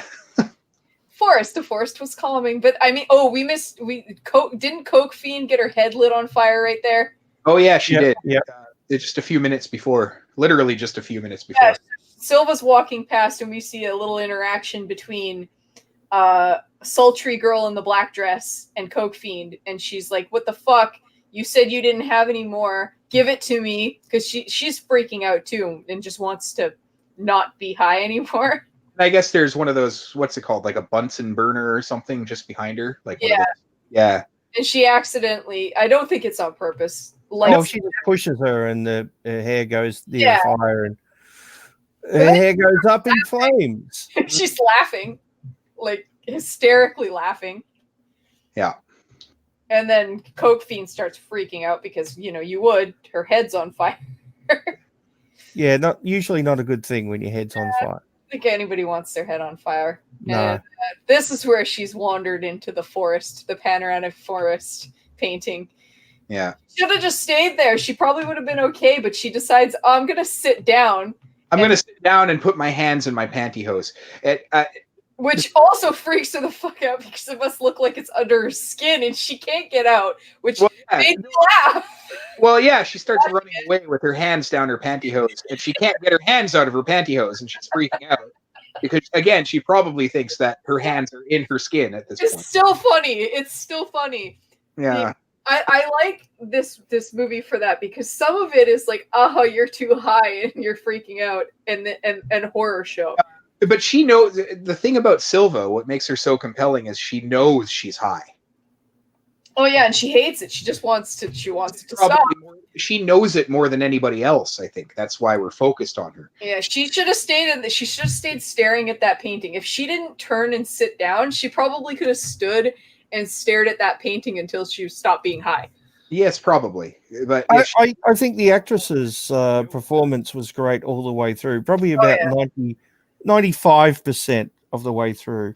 Oh yeah. There's that one scene where she was freaking out in the room by herself, which I just didn't buy. No? Oh, no, I didn't lose it. It looked too contrived to me. No, it didn't lose me. I was in it. Yeah, it's the one scene I didn't buy. Just the way she was moving. It looked like a dancer moving. And I know her character's a dancer, but it looked too planned as opposed to just someone freaking out. Yeah. Maybe she planned it. I don't know. I totally disagree. That's all right. You can disagree. Yeah, I didn't. I'm still right, but citation needed. No, it just comes down to opinion, like any movie, I guess. But yeah. No, I didn't. It's only a minor criticism, by the way. Yeah. Oh yeah, no. Well, something that I love her hand stuck in her pantyhose. This is over halfway through a 45-minute nonstop scene, so I think it can only be a minor criticism at this point with the performances on display here. Including someone's hair being set on fire.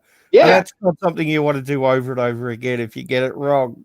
No, no, wig or not, that is open. For to your scalp. That can't be fun. So I wonder how many times they had to shoot it to get it right. I'd be curious to see how many takes it took. I would say less than we might think. Probably. I would assume they did a lot of practice before starting with the camera, maybe. Yeah. But the thing is, these actors, these people might have had a ton of practice within the roles, many weeks or even months before shooting began. So just because the movie only took 3 weeks to film, doesn't mean that the planning of the film wasn't, say, 3 months or 6 Yeah. months or a year or two. It's hard to say. So the film could have been I don't think that the film was thought up, semi-scripted, cast, and shot in 3 weeks. I don't. No, obviously not. That Yeah, never happens. Well, rarely happens. Rarely, yeah, so rarely that it may as well never happen. So these people may have had months of practice beforehand, and most of them are clearly very talented. If not talented actors, at least they can follow orders well enough, right? Yeah. Oh.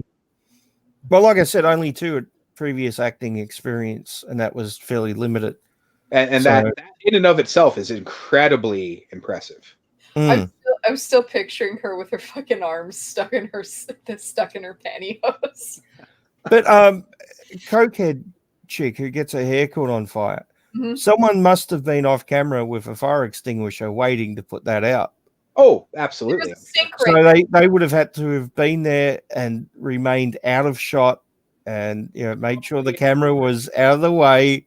Probably in the corner right by the fridge that was up against the wall. Just Yeah. there. I mean, that's a lot of planning to get right. You guys, Absolutely. there was a sink right there. I know, but that probably wasn't the case. It was. You would have had to have someone there for fire extinguisher. That's not the safe way to do that. There's no way that any film committee, which were definitely nearby funding the film, would have allowed anything that unsafe. So there was. You could just stick your head in the sink. No, there was certainly. We're not talking about the first Mad Max here. That's right. All right. Fine, I guess. Everything about it's very impressive. It's timed so well. Yeah. Everything happens as it should happen, seamlessly and organically. It doesn't feel scripted. No. I like it when that one fellow looks for an excuse to beat David up too. Oh no, he starts like by drawing something on his head with the lipstick. Yeah, but he does something. David does something to earn that. I can't remember what it is. Well, yeah, what I'm trying to say is he starts making out with his sister. He didn't deserve that for making out with his sister. No, but he, quote unquote, actually, he did something. Yeah, I know. What I'm trying to say is that the high is so pervasive in this person's mind that they had to do that. They had to put a swastika on his head with lipstick to justify beating him up. That's the out with his sister. That's the whole point of that scene. Is it? Yes. I thought he just did that to be a dick. No, it was to justify the whole point of the scene. Everybody's so pervasively high at this point, and some of them might know that they're high and they don't know what to do with it, and they don't like what they're doing, but they can't stop. I like that Daddy's still having a good time. He never stops having a good time. Yeah, he seems like a fun character, doesn't he? He does. Yeah. At one point, he's just out dancing and. Oh yeah. Yeah. He never stopped. He's one of the only ones that doesn't have anything super negative happen to him. He actually wakes up in bed with the little twink all snuggled up after a long night of LSD and partying. Yeah. I can't actually think of any of the other characters. I guess the short lesbian didn't really have anything bad happen to her. No, well, not really. Silva. She spent the whole night trying to get fucked and finally got it. Pretty much. Yeah. Yeah, basically after all that, there's a few little things that happen here and there, and then the power goes out. Well, yeah, Silva staggers back down the hallway with her fucking arms in her pantyhose, freaking out, thinking it's in her skin. Yeah. Then she manages to get her arms out, and the way she looks at her arms, still, it makes me laugh. Everything about that 30 seconds it's really very funny. And she's walking past where Tito's locked, and that's where his mother is laying outside. And he's screaming that there's cockroaches and she can't get him out. quite a ways before where we're at now. Yes. And Silva shakes her and says, "Well, go find the key to let him out. You have to get him out of there, right?" And we actually see her periodically through this digging around in the couch looking for the key. Mm-hmm. And Silva staggers back out to the dance floor, still free. I think this is the part where Window Licker is playing the Aphex Twin song. I thought it was Window Licker, and I've just looked it up, and it is. I don't know if you know the song. I do. No, I do not. It's an amazing video clip, but it's a weird kind of sounding song. I mean, it sounds great. Don't get me wrong. I'm not criticizing it in a bad way, but it's perfect for that particular scene where she's walking back in, and things are just getting weirder and descending into hell. Yeah. That's when the power goes out. Yep. This is one of also the most disturbing things in the film for me. Not just because Tito is probably obviously dead. The fucking reactions from some of the people too. And we hear Cyborg specifically scream, "Shit, Tito's fried!" And then, "Where's the fucking music?" Immediately after. Yeah, happens to the music, and then is it David who has the boombox? No, it's Cyborg. Cyborg, yeah. Okay, yeah, I got my boombox. Don't worry about it. Cyborg's the one that goes, "Haha, Tito's fried," and laughs about it. Like, what the fuck me? Some good drugs when you can laugh at a 6-year-old being electrocuted to death. I mean, yeah. And he just grabs his boombox and he's just like, "It's okay, guys. It's okay, folks." Gets the music going again, and everybody's having a good time. Wow. Yeah, everybody is such a strong word. Yeah, quote unquote everybody. This is when Silva and Short go past Tito's mom, and Tito's mom at this point is I'm going to kill myself. I'm going to kill myself. I may kill myself. And she does. We should also mention, because the power's gone out, there is now red emergency lighting on. Yeah. Oh, yeah. Yeah. Everywhere. Which makes it even more disturbing. And if you were high, oh my god, that must have been so fucking awful.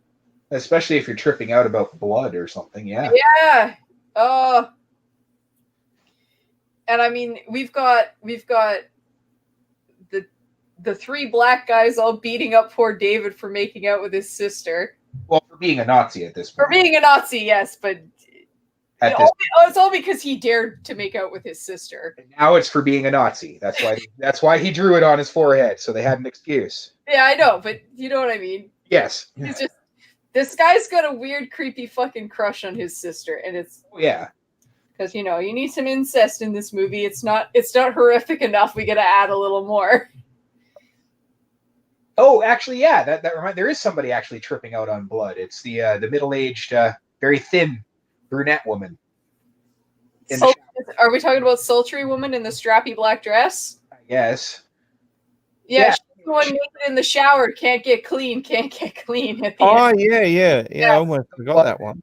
Yeah, she was the one that lit Coke Fiend's hair on fire. I believe so. Yeah. I'm pretty sure it was her.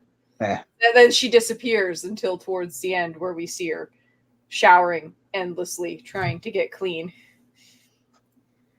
The blood won't come off. I'm assuming that had a lot to do with the red lights, probably. Maybe. Anyway, Silva finally gives up at this point, and it's just like, okay, well. Yeah. And then I think I think this is where it finally cuts a couple of times. Because I know we jump to a room with brother and sister, and he's actively trying to rape her. And she's saying, "No, I'll tell Dad." I'll tell you. I mean, what else would you say? I guess, okay, I guess. If you rape me, I'm going to tell my dad. I'm going to tell our dad. Our dad. And he's like, no, don't do that. Just shush. And then I don't know how she manages to get away from him in that, because she gets away, crawls back out to the dance floor, and he's still chasing her. Come on, let's go back to the room, trying to rape her. David's passed out on the floor, had the shit kicked out of him. And the camera's weird. It's just it comes in and it turns upside down. Yeah. It's all over the place. So we're now seeing things upside down and with a heavy red tinge. Mm-hmm. With Aphex Twin playing in the background. This movie does have an awesome soundtrack. It does indeed. And then I think we swing back to Silva again, and she is freaking out, wandering around, sees Tito's mom's dead body, and I think her brain kind of snaps, and she gets dragged away by Afro-lesbian. That's not Silva at that point. Silva is in bed in the room with Short at the moment. Oh, okay. So she's already been She's gone from the film at that point. All right. So she's already been rescued. She gets rescued by lesbian sex. Everybody should be having lesbian sex when they're high. That's how you get good. Yeah. Apparently, it's the next best thing. Well, then Daddy cocaine to cure LSD. Yeah, lesbian sex. Yeah. But what if you cannot physically have lesbian sex? Hey! Cocaine. Oh, okay. Hey, anybody can have lesbian sex these days, you fucking bigots. Oh, there you go. Anyway, Daddy goes in and tries to comfort his little... It's so cute, the little twink. He's crying because David doesn't want him, and it's adorable. He's like, sweetie, I told you. And then he gives David shit, who is standing at the door at the moment. Yeah. Get the fuck out of here, you asshole. How dare you? You will never guess what Daddy's real name is, the actor who played Daddy. Oh. I should... It's a strange name. Kitty? Yes, Kitty. Kitty what? Did you look it up or did you just guess? Wait, what's his last name? Smile. Oh, that's creepy. Who named Yeah, I know. Isn't it? Why did you name your kid that? Did you actually guess his first name? Because if you actually... Yeah, his name is Kitty Smile. I'm looking at it here. Oh, wait, Kitty or Kitty? Kitty. Like, okay, with D's or T's? D's. Okay, so yeah, no, I didn't guess it then, technically. Oh, did you say Kitty? Yeah. Oh, Yeah. I thought you said Yes, Kitty. that's why I was like, Not Kitty. God. hence my confusion. I was like, what the fuck? Who names their kid? Like, if you give Well, I birth, assume it's not his real name. if you give birth to a 50-year-old woman, then you can name it Kitty. But No, Kitty, as in kid, as in a kid. who names their kid that? It's a weird name, Kitty Smile. Huh. And he played someone called Daddy. It sounds weird, doesn't it? A little bit. Daddy's obviously a nickname. Yeah. I would hope so. Wow, that's Anyway, you almost guessed his real name. that was fucking weirdly coincidental. I just picked a word out of my ass. And wiped it on the back of someone's head. I thought you were fucking with me for a second. I was like, for real? His name's Kitty? Yeah, we follow David a little bit, who also like tries to barge in on the lesbian sex. He wants in on that. Get shot down. They throw him the fuck out. And he's sad at this point. I just kind of want to give him a hug. His whole face is just crushed. Literally. He's bleeding, and he's sad now because nobody wants to love him. Yeah, at this point, like, you know what? He's one of the characters I actually do not hate at all throughout the whole movie. He really honestly just wanted to get fucked through that whole movie. I know that it's unfair to actually hate some of these people because they're not in control of their actions fully, but Cyborg laughing that Tito is fried, even though I'm chuckling at it right now. I mean, it's funny because I still like Cyborg though. Yeah, it's just No. What I mean is, just in that moment, it made me Oh, yeah, it's cruel. I mean, they're all kind of laughing at it. absolutely. Sure, under normal circumstances, nobody would be. No. Mm. Like, No. bald black chick, like I said at the very end, she's weeping in a chair. And I think she fucking remembers Yeah. pushing that pregnant chick in the belly. And Yeah. when it starts to come down, she realizes what she did and feels terrible. Yeah. Could you imagine living with yourself after that? High or not? Unbearably terrible. Yeah. Probably kill my fucking self. So yeah, this is a family movie. Take Yeah. this movie. So the final scene of this movie is the aftermath. Yeah, it picks up the next morning when the police come in. Yeah. First, we see Omar frozen in the snow in the fetal position. Which, I mean, dude, he had no excuse for dying. What an idiot. I'm not even joking. You laugh, but he was not high. How dare he freeze to death in sub-zero temperature? What an idiot. He's in the middle of nowhere. Yes. A glowing building behind him, and you're telling me he couldn't find a window to break to get in there to be warm and not die? Maybe he was scared. I don't know. Maybe he's a fucking retard. Could be. He's a window licker. I'd be pretty scared in that situation. There was a group of high people in there trying to kill me, and I would. Yeah, but I mean, would you curl up in the fetal position in the middle of the snow and just die instead of maybe trying to not die? I don't know. I've never He been wasn't stoned, so I can't give him an "oh, you were high, you didn't know what you were doing" excuse. Omar's an idiot. He has no excuse for curling up in the snow, fucking dying. What a dumbass! fucking Omar. Fucking Omar, fucking deserved to die. Yeah, he should have taken a jacket with him at least. Yeah. He should have known that he's going to be thrown out in the snow like that. Now you can't tell me if something like that happened to you and you were still clear of mind and lucid, you wouldn't have tried to get back in the fucking building to not freeze to death.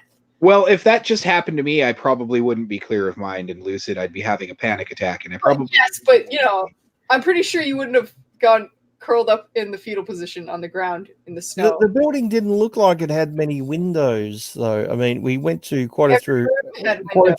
Did they? I don't remember seeing windows. One very small window, but there was a window. Okay. Yeah, I cannot say what I would have done in that situation. I would have been hiding somewhere in that fucking building, even with high people, so as not to freeze to death and die. Well, there you go. Mostly because I'd like to not be dead. But anyway, the police come in. Yeah. And there's only one person still active. Well, no, a few of them are awake. They're doing shit. Active. Who's active? Psych. It's like, yeah. She's still on the dance floor. Is he? Yeah, she. Yeah, Psych is still on the dance floor. I thought she'd gone to her bedroom by this point. No, Psych's still on the dance floor, still partying. Of course she is. Yeah, probably still pissing on the dance floor too. Oh, yeah. Yeah. Hey, if you have to go, you have to go. The black bros are like clawing their skin off. That was a fun thing. They are. Yeah, together laying on the floor. Yeah. Yeah. The coke fiend is splashing the back of her head with water and screaming. Yeah, which I would be too. That's a 3rd-degree burn right down to the bone. Very disturbing. Yeah.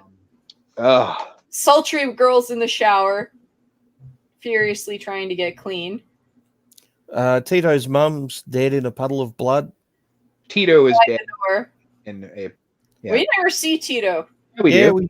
We do. Do we? Oh, okay. Yeah. We see a very, very quick shot. He's laying on the floor, not moving. I don't think he's asleep. No. We see lesbians. They're happy. At least her night ended well. I guess, yeah. After the freak show was. And we see brother and sister in bed together. Butt ass naked, and he goes, "Don't tell Dad." Yeah. Fucking what? There's Psych just psyching out on the dance floor still. Yeah. And she knew. Did she? Oh, I shouldn't say that yet. Oh, spoilers. Spoilers. Spoiler. That the brother saying don't tell dad because like he must not be high anymore. Or maybe he is. I guess it would depend how much he drank, right? Well, maybe. I mean, I'm sure there are still some that are still quite high. This was striking to me, though. I actually took notes on this. I remember writing this note before we see Omar in the snow in the fetal position, which is actually the last shot of this scene. Oh, okay. One of the last, anyway. There's a quotation that comes up on screen that says it's upside down and in French, but it translated it says death is an extraordinary experience. Yeah, there's a couple of those that flash up. Yeah, they're upside down because the camera's upside down at this point. Yeah. It's just like what so unexpected for Gasp no we. Well, how many other filmmakers would have the balls to do something like that? Really? Not many. Not many. Not many. It's one of those little things where I don't want to over-explain it, but just the text being upside down, it's like, oh wow. Yeah. Yeah, well, the camera's upside down. Yeah, the camera upside down. Not many would have the guts to do that. No, to put large text on the screen like that, not many would have the guts to do that. No, and upside down, it's just the thought that went through my head at that point was, you smartass. Yeah. Smartass. You're just taking the piss on us at this point, right? Well, it's art. What he's doing is art. There are a lot of I know technically you could say that anyone who makes a movie is creating art, right? But but not everyone is an artist when they're doing it. I mean, technically anyone can draw a picture, including stick figures, and you can call it art. But the person doing it technically isn't an artist, if you know what I mean. Sure, I know what you mean. I know what you're trying to say. There's no real way to put that without sounding like a dick. I all the time too, right? Yeah, I get what you're saying. I get it, and it's anyway. The last shot of this movie is Tall or Psych taking a nice hit of LSD right in her eye. Yeah, which at the start she said she left Germany because her roommate was doing it, and she didn't want to be around that. Her room. That's some classic projection right there. So it's pretty clear. Spike a giant bowl of sangria and get everybody fucking high. Yeah, it's pretty clear that she's the one who did it. Now, the second time I watched this, I paid very close attention to Psych in the background, which is why I asked you to look at the 20-minute mark. And what did you see her do? Well, she did kind of switch something from one hand to the other, and then kind of. You don't see it, but you do. Yeah. All right. What you see, she's standing on the edge of the dance floor, kind of over near the table where the sangria is, and she's just in the background. So it's not something you'd pay attention to first viewing because you're not expecting her to spike the drink, right? But you're watching Silva and David do their thing in that scene. Yeah. Right? But if you're paying attention to her, then you do kind of see it. She's got a cigarette in her right hand and a glass of sangria in her left hand. She walks over to the table. Once again, this is all in the background. She swaps the cigarette from her right hand to her left hand. So she's now got her drink and her cigarette in her left hand. And she stirs the sangria with her right hand, and then she walks off. So we don't technically see her pour anything into it, but why would you walk over to the table and stir the sangria? Yeah. She doesn't scoop any up and put it into her cup. We don't see her do that, which is what you would expect someone to do if they're going to stir it, right? You'd stir it before putting some into your cup. Oh, yeah, you want the fruit off the bottom. Yeah, of course, sure. It actually makes sense to stir sangria before you take some. But she just stirs it and then walks off. So the question is, did she drop something in it before she stirred it? Probably. I think that pregnant bitch was lying. There's another aside with Psych, actually, and her would-be girlfriend, who she doesn't really want. Short. I think she's just too high to want her. No, not at. Well, yeah, yes, but the point behind it is Short isn't high yet at this point. No. The thing is, I think Psyche's high all the time, the whole time. Probably, but Psyche kind of looks at her and goes, "It's because you're boring." Aww. Well, it makes me sad. No, everybody's boring. Everything is boring. Yeah. That's so that's her motivation to, so she spikes the drink to make everybody high, so they're more interesting. Well, everything's boring. That's nice. That was real nice of her. Yeah. Plus, no one can accuse her of being the only one who's high, right? Well, no. That's true. If everyone's high because someone spiked the sangria, then she can be high without taking blame. That's right. Oh, what a fun movie. I still think the chick punching the pregnant woman in the stomach is the worst thing to happen through that movie. Yeah. Not Tito being electrocuted or the hair catching on fire? No. I don't know why. I mean, he probably died instantly and didn't feel it. Yay, Tito's dead. Tito's fried. Yay. And then you have that, which kind of makes you laugh, uncomfortable, but laugh. Tito's suffering throughout his being locked up is pretty hard to bear. Yeah, there's a lot of that. I don't know. There's something. Maybe it's because I'm a woman. Maybe that's why. No. That's if that's what you found most disturbing. I'm sure there are things in film that I don't find as disturbing as. Maybe it's an instinct. It's just because she's not high.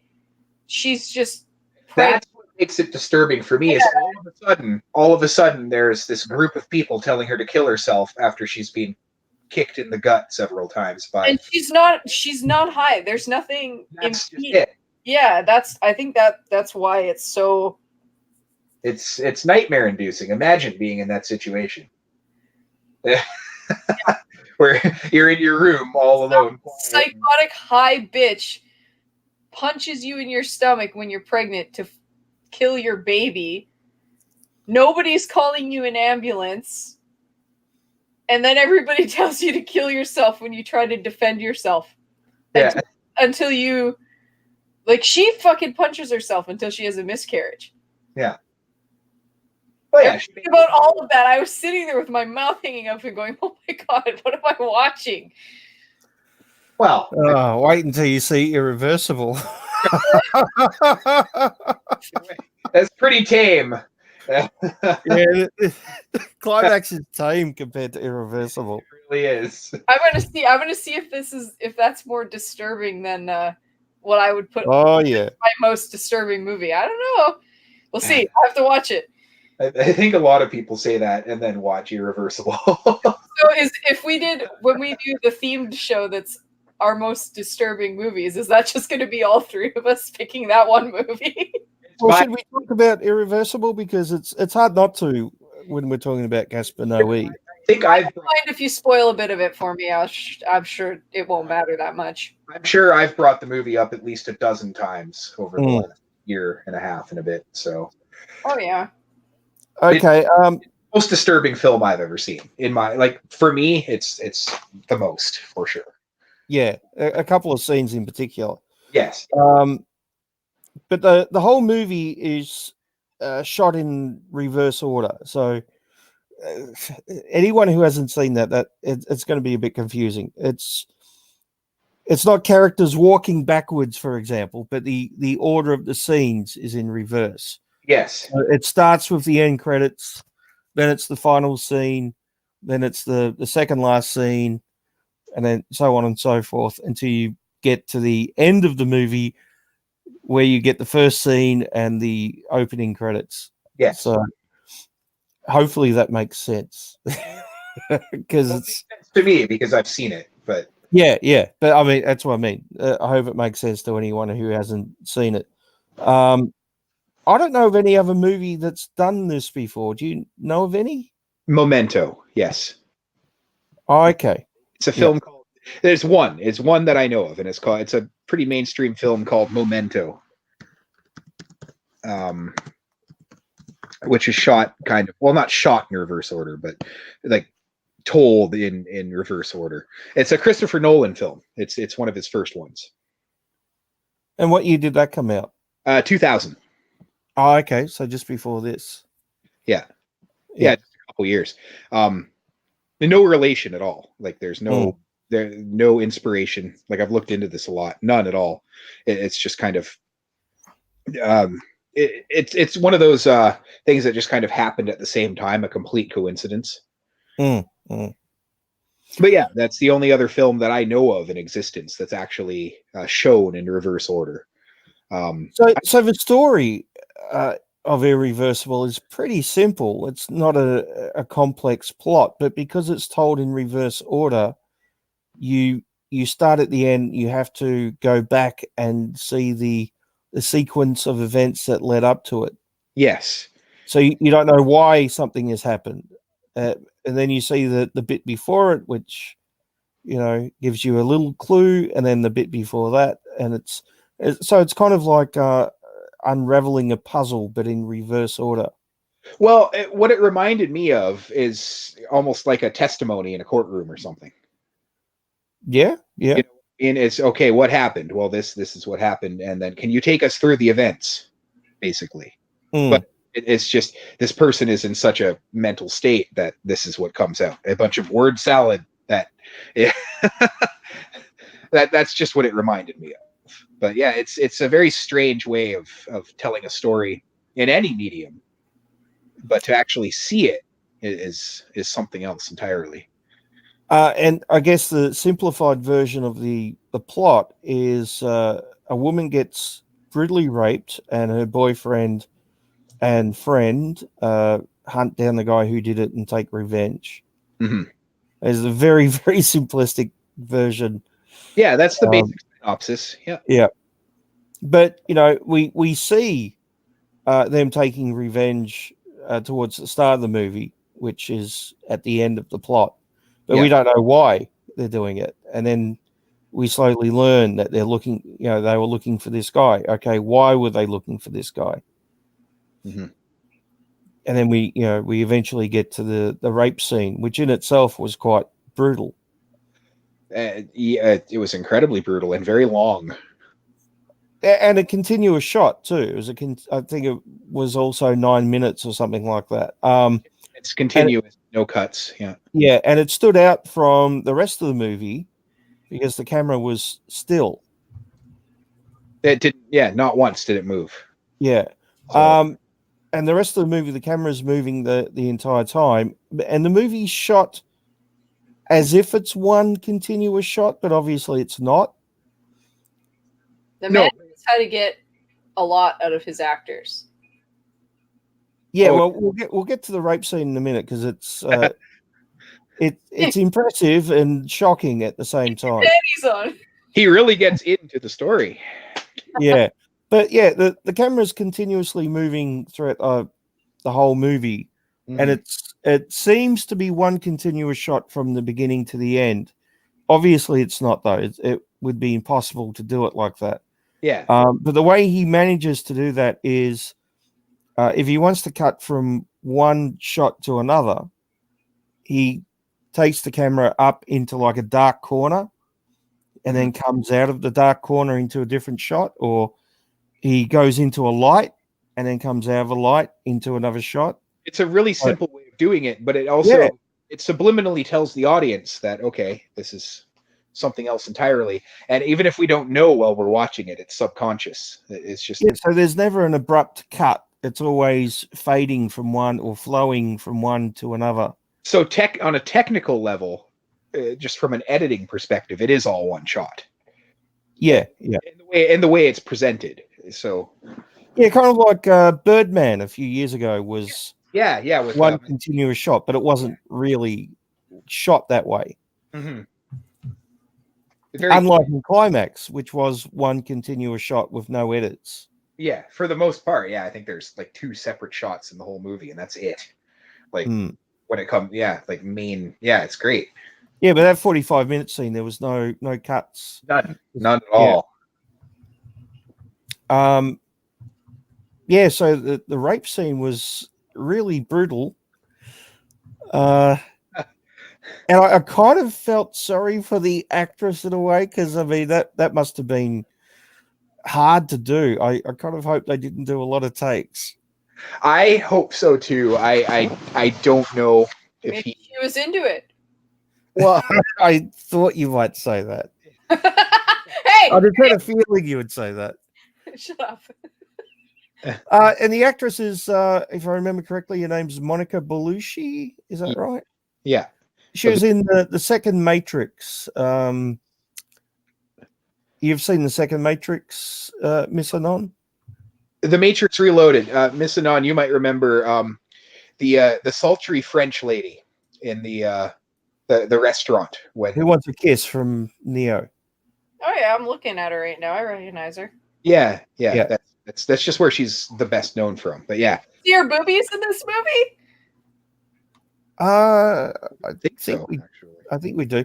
She's also in Brotherhood of the Wolf. We definitely see her boobies in that. Yeah, that was 2003, I think. That was another French film. Yep. Yeah, I can't remember the director's name. Same guy who directed Silent Hill, though. I remember that. And she was recently in a New Zealand horror movie, which wasn't particularly good. What's that? I can't remember the name of it, but it wasn't very good. I don't know it at all, but It came out like this year or last year or something like that. Yeah. But yeah, I saw that a couple of weeks ago and thought, oh, is that Monica Bellucci? Yeah, it is. Yeah, she's yeah, I remember her also from that's why I remember her face as oh, that's the woman from the Matrix. At this point I kind of forgot that I didn't really remember her face from Irreversible. It was when Twin Peaks: The Return came out in 2017. She basically plays herself in one of the bar scenes in that. Oh, okay. I don't remember that. Yeah. He actually mentions, I think she mentions Gaspar and somebody else from the cast of one of the movies. She actually plays herself. And I guess David Lynch was just a fan of Irreversible and her work before. So he just kind of put her into, you know, those really odd bar scenes at the end of every episode? Oh, yeah, yep. When like 9 Inch Nails or whatever band will play. You see a group of people, and she just plays herself. Because I guess he really kind of adores her as an actress. So, she has very nice lips. Yeah, but it's a hard scene to watch because it's pretty brutal. And he basically throws her down on the ground, brutally beats her, rips her panties off, and anally rapes her in one long, continuous 9-minute shot. Yeah. With the close up on her face. Yeah.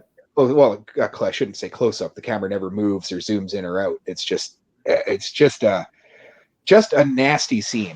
It's hard to explain without somebody actually watching it. But it's one of the things where in a few showings of the film, most people stood up and walked out of the cinema for a couple. Yeah, I know some people here in Australia did, and some people were calling for it to be banned because I think of that and the scenes in the gay nightclub as well, which were pretty full on sexually. The sexual stuff and Although that was all consensual though, so you know.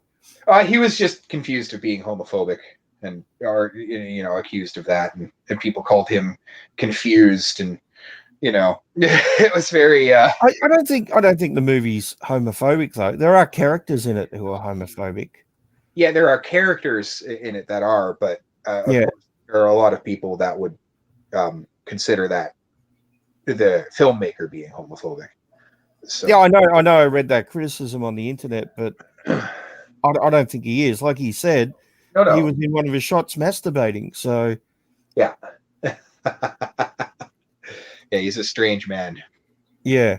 But yeah, I mean, theater at the beginning of the film too, in a few instances, or I suppose that would be the end of the film. But the beginning scene, as you say, in the gay nightclub, yeah, a lot of people walked out then and there before even watching anything else. Yeah. It is hard to watch that opening scene. Not because of the sex stuff, but because of the camera motion. I tried to watch this movie a couple of times over the years and couldn't get past maybe the 6-minute mark or something because just the camera motion was too much. IMAX reminded me of that, actually. I don't think that made me seasick. Not to the same. I don't think it was to the same extent. It wasn't quite as extreme as it is in Irreversible, but it reminded me of that opening scene. But once you get past that, I think it's a great movie. And watching that again, it didn't really have the same effect on me. So I don't know. Maybe because it's in context to the rest of the movie or something. Sure. Well, I'm certainly glad that you gave it another chance because it's. Well, I was probably under the impression that the entire movie was going to be that extreme. Because I couldn't do 2 hours of that. No, who would want to? It would be pretty nauseating. I'd highly recommend it, though. I think Irreversible is an interesting watch. Oh, absolutely. The other 2 films we've discussed today, too. Yeah, I would certainly recommend both of those. Every film of his I've seen, actually. I haven't seen all of them. I've yet to see Love.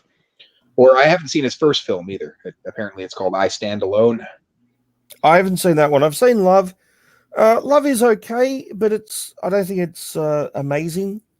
It's about a couple in a fucked up relationship, basically. Lots of sex scenes, actual sex scenes, like I said earlier. Oh, so it's like a Lars von Trier film or something. Yeah. There's actual penetration, actual blowjobs. Like it's art porn. Yeah. I have to wonder about the actors turning up for the audition. I mean that's the type of stuff that could get you Me Too these days, American Phoenix said he just looked up the scene we're talking about. It's on X videos. Oh, the rape scene? Oh, probably, yeah. I'm sure somebody beats off to it. Also, what the hell's Hardcore Henry? Do either of you know what that movie is? Yeah, it's a film shot in all first person, kind of. It's like it's like Crank, only not nearly as good, and it's shot in first person. I knew one of you would have seen it. I haven't actually seen it. I think I've got it on my hard drive, but never got around to watching it. Oh, no, yeah, American Phoenix, just Hardcore Henry really isn't too bad. No, I like it. I actually like Hardcore Henry a lot. I just thought of Crank nonstop when I was watching it, and I like Crank a lot more. But Hardcore Henry's pretty hilarious.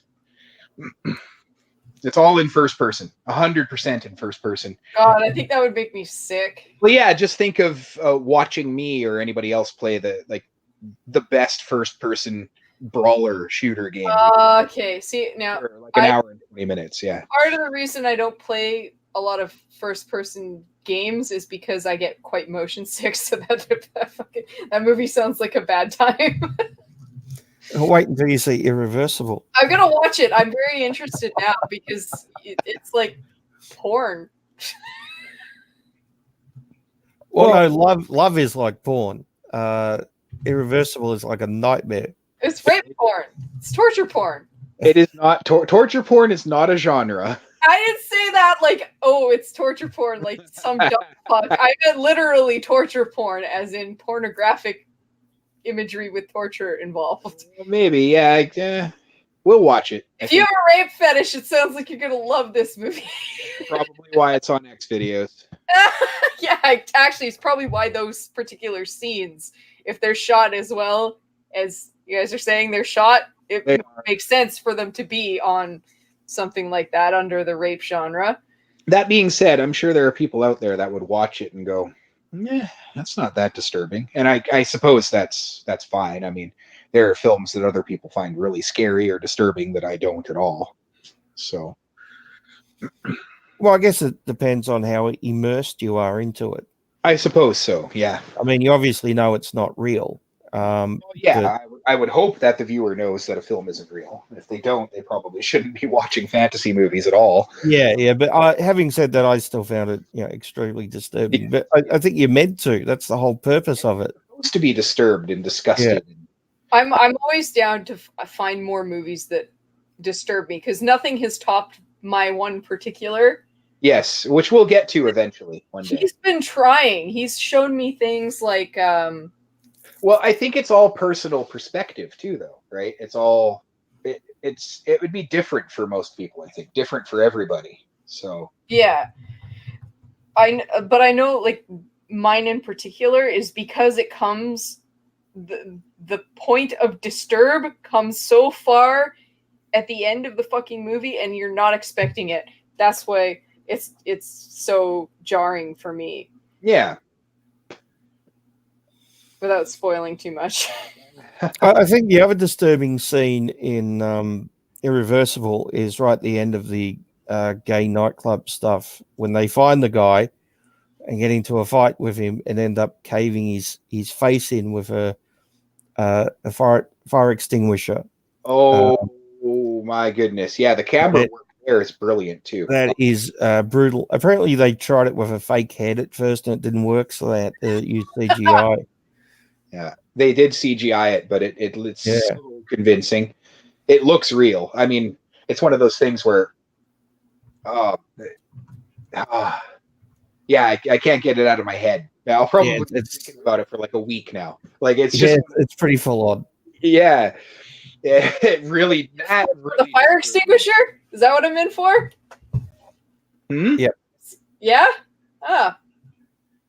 The sheer physics of that is just like, how?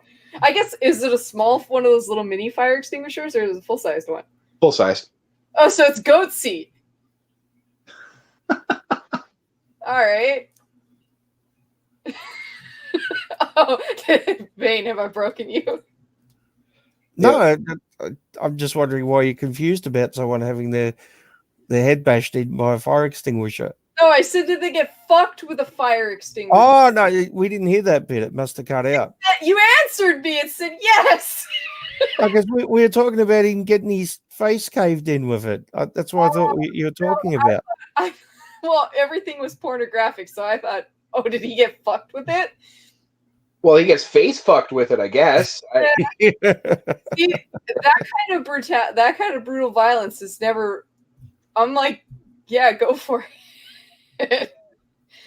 We watch a lot of like bludgeonings and stuff. Oh, we watched Evil Dead, the newer one. That's the only scene I could. Oh, you mean bludgeonings in movies? I thought you meant like down the street or something. Yeah, we just watched one the other day, and she wasn't good at all. It was hilarious. I was on the bus, and No, we watched Evil Dead. It was like the only scene I could really watch was when he went at him with a crowbar. Yeah. Split his hand in half, and I was like, oh, brutal.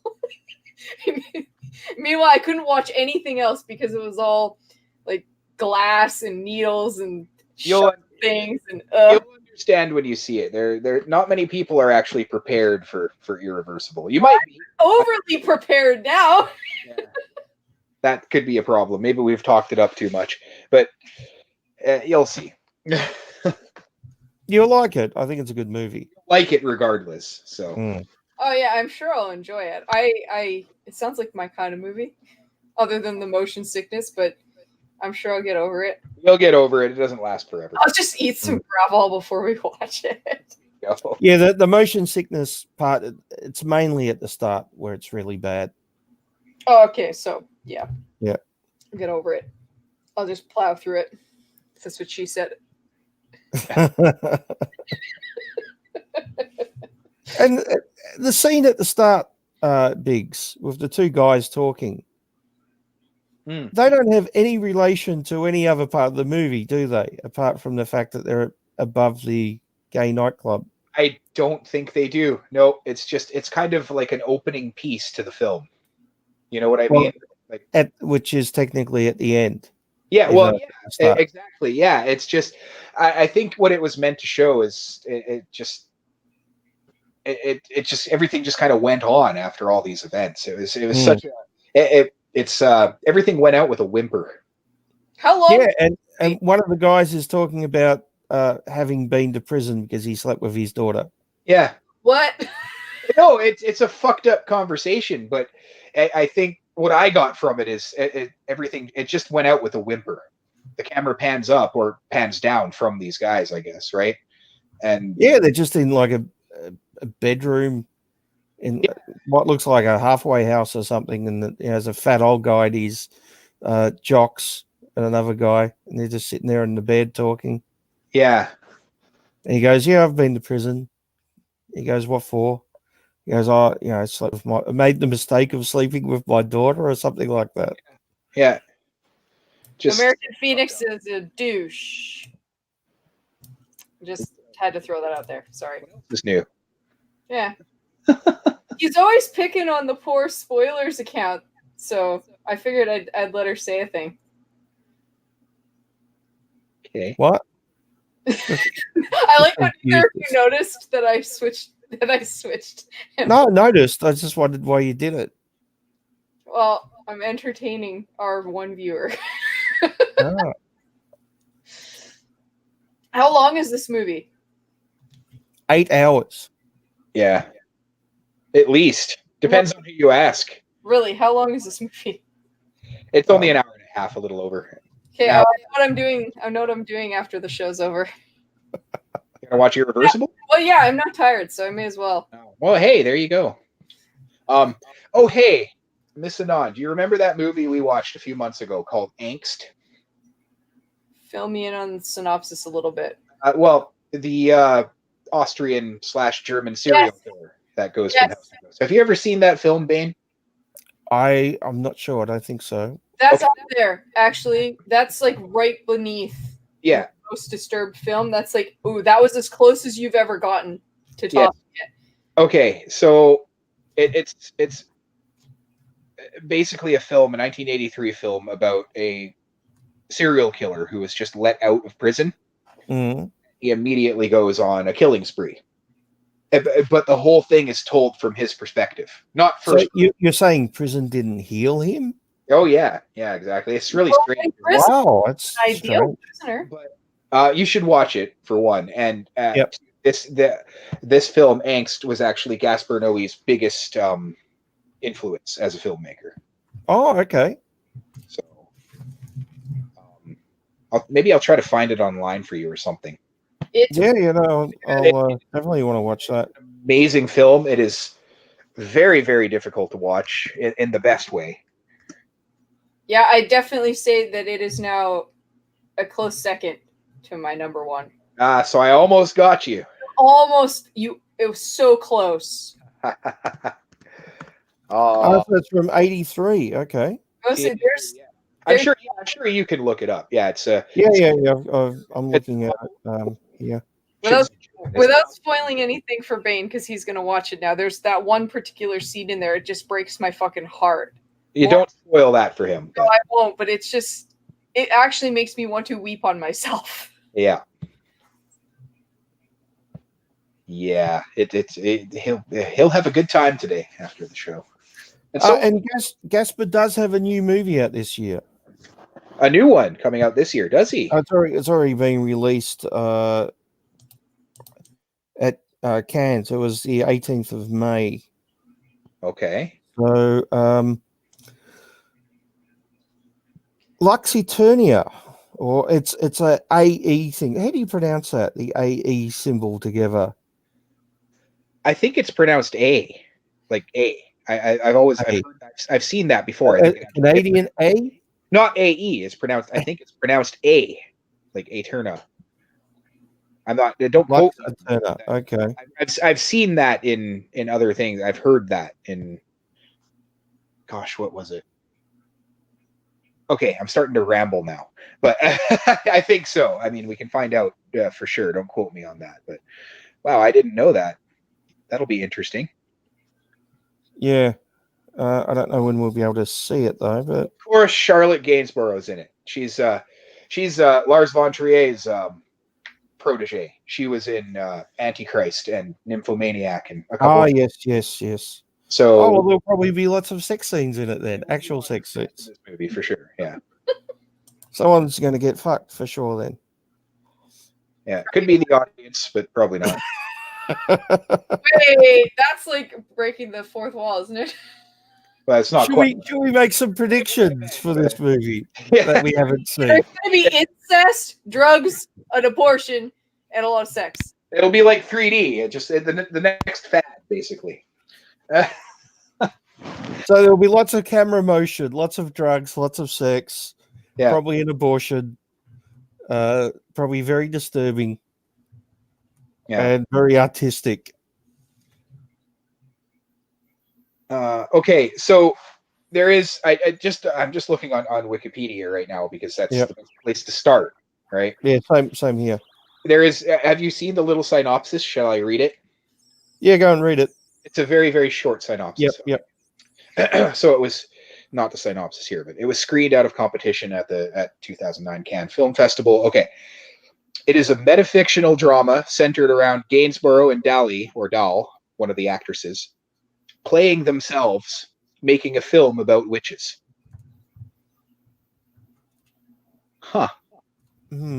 So Charlotte Gainsborough and Beatrice Dali, I think, I don't know how to pronounce her last name, but I'll learn, play themselves making a film about witches. Okay. So, yeah, there's probably going to be a lot of lesbian sex in this movie. Woohoo!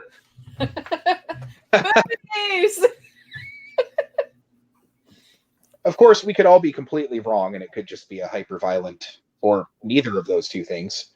It could be anything. It could be anything with Gaspar Noé. I'm greatly looking forward to that. I didn't know anything about it. Yeah, I might have to put it as a pick when I eventually get to see it. Yeah. It might be a while before any of us get to actually see it. Yeah. It'll probably be next year sometime, I imagine. Late next year, it might come out. There might be a rip of it online, and I'll probably buy it on Blu-ray then. We shall see. All right, so do we have any final thoughts? Since we've gone like way off into into the blue here. Well, not really. We're still talking about Gaspar, so yeah, but we've moved way beyond those other two movies to the point where we actually spoiled the shit out of another one that wasn't supposed. Well, we're always going to do that. We actually do pretty good not spoiling other movies.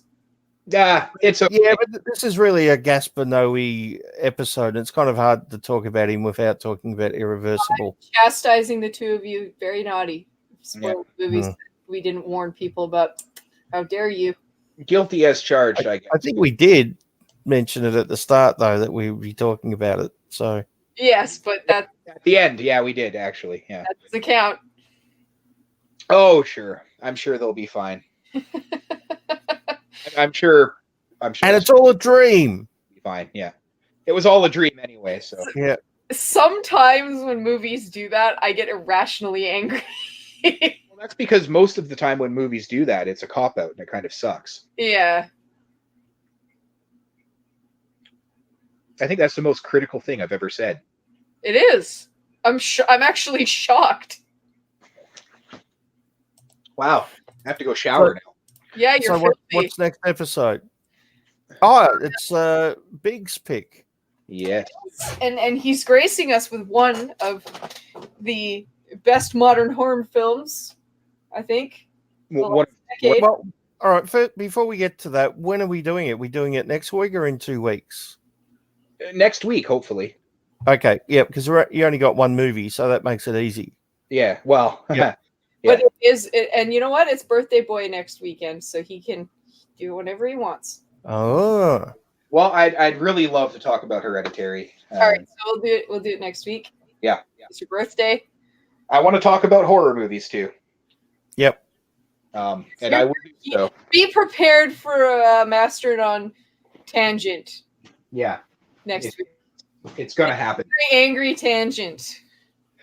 Not angry, just frustrated, disheartened, sad, mostly sad. I'm not angry, I'm disappointed. I'm disappointed in the general populace, it seems. So Um, Yeah, but horror's dead. oh my gosh, no! Oh, come on, are you saying there haven't been enough horror movies about nuns in the last year? Well, I got stripper nuns the last episode. I'm happy. there have only been 2 horror movies about nuns. Quite, thank you. They don't have. I think there have been more than 2. And the There asylum. have been numerous knockoff ones. Well, I was going to mention the asylum's probably made 1,000 of them. Yeah, I've seen numerous horror nun movies. Yeah, House Nightmares was still awesome, and I hate you both. I'm sure. I think Nun NATO comes out next month. Wow. NATO, really? No, but probably. Oh, That that's was just. real for a second. Yeah, I'm disappointed. Copyright that, dude. Copyright that. I should. You You know what? Sharknado would be suing you though.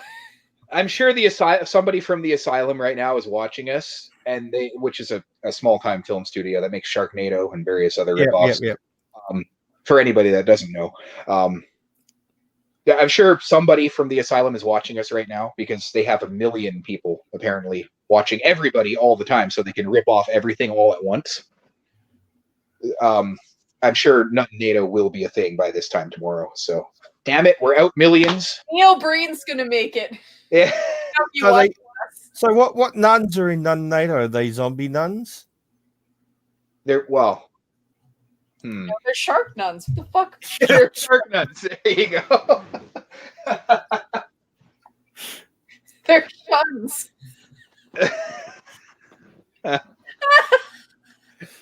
Oh man, Jaws 8. Confess me your sins.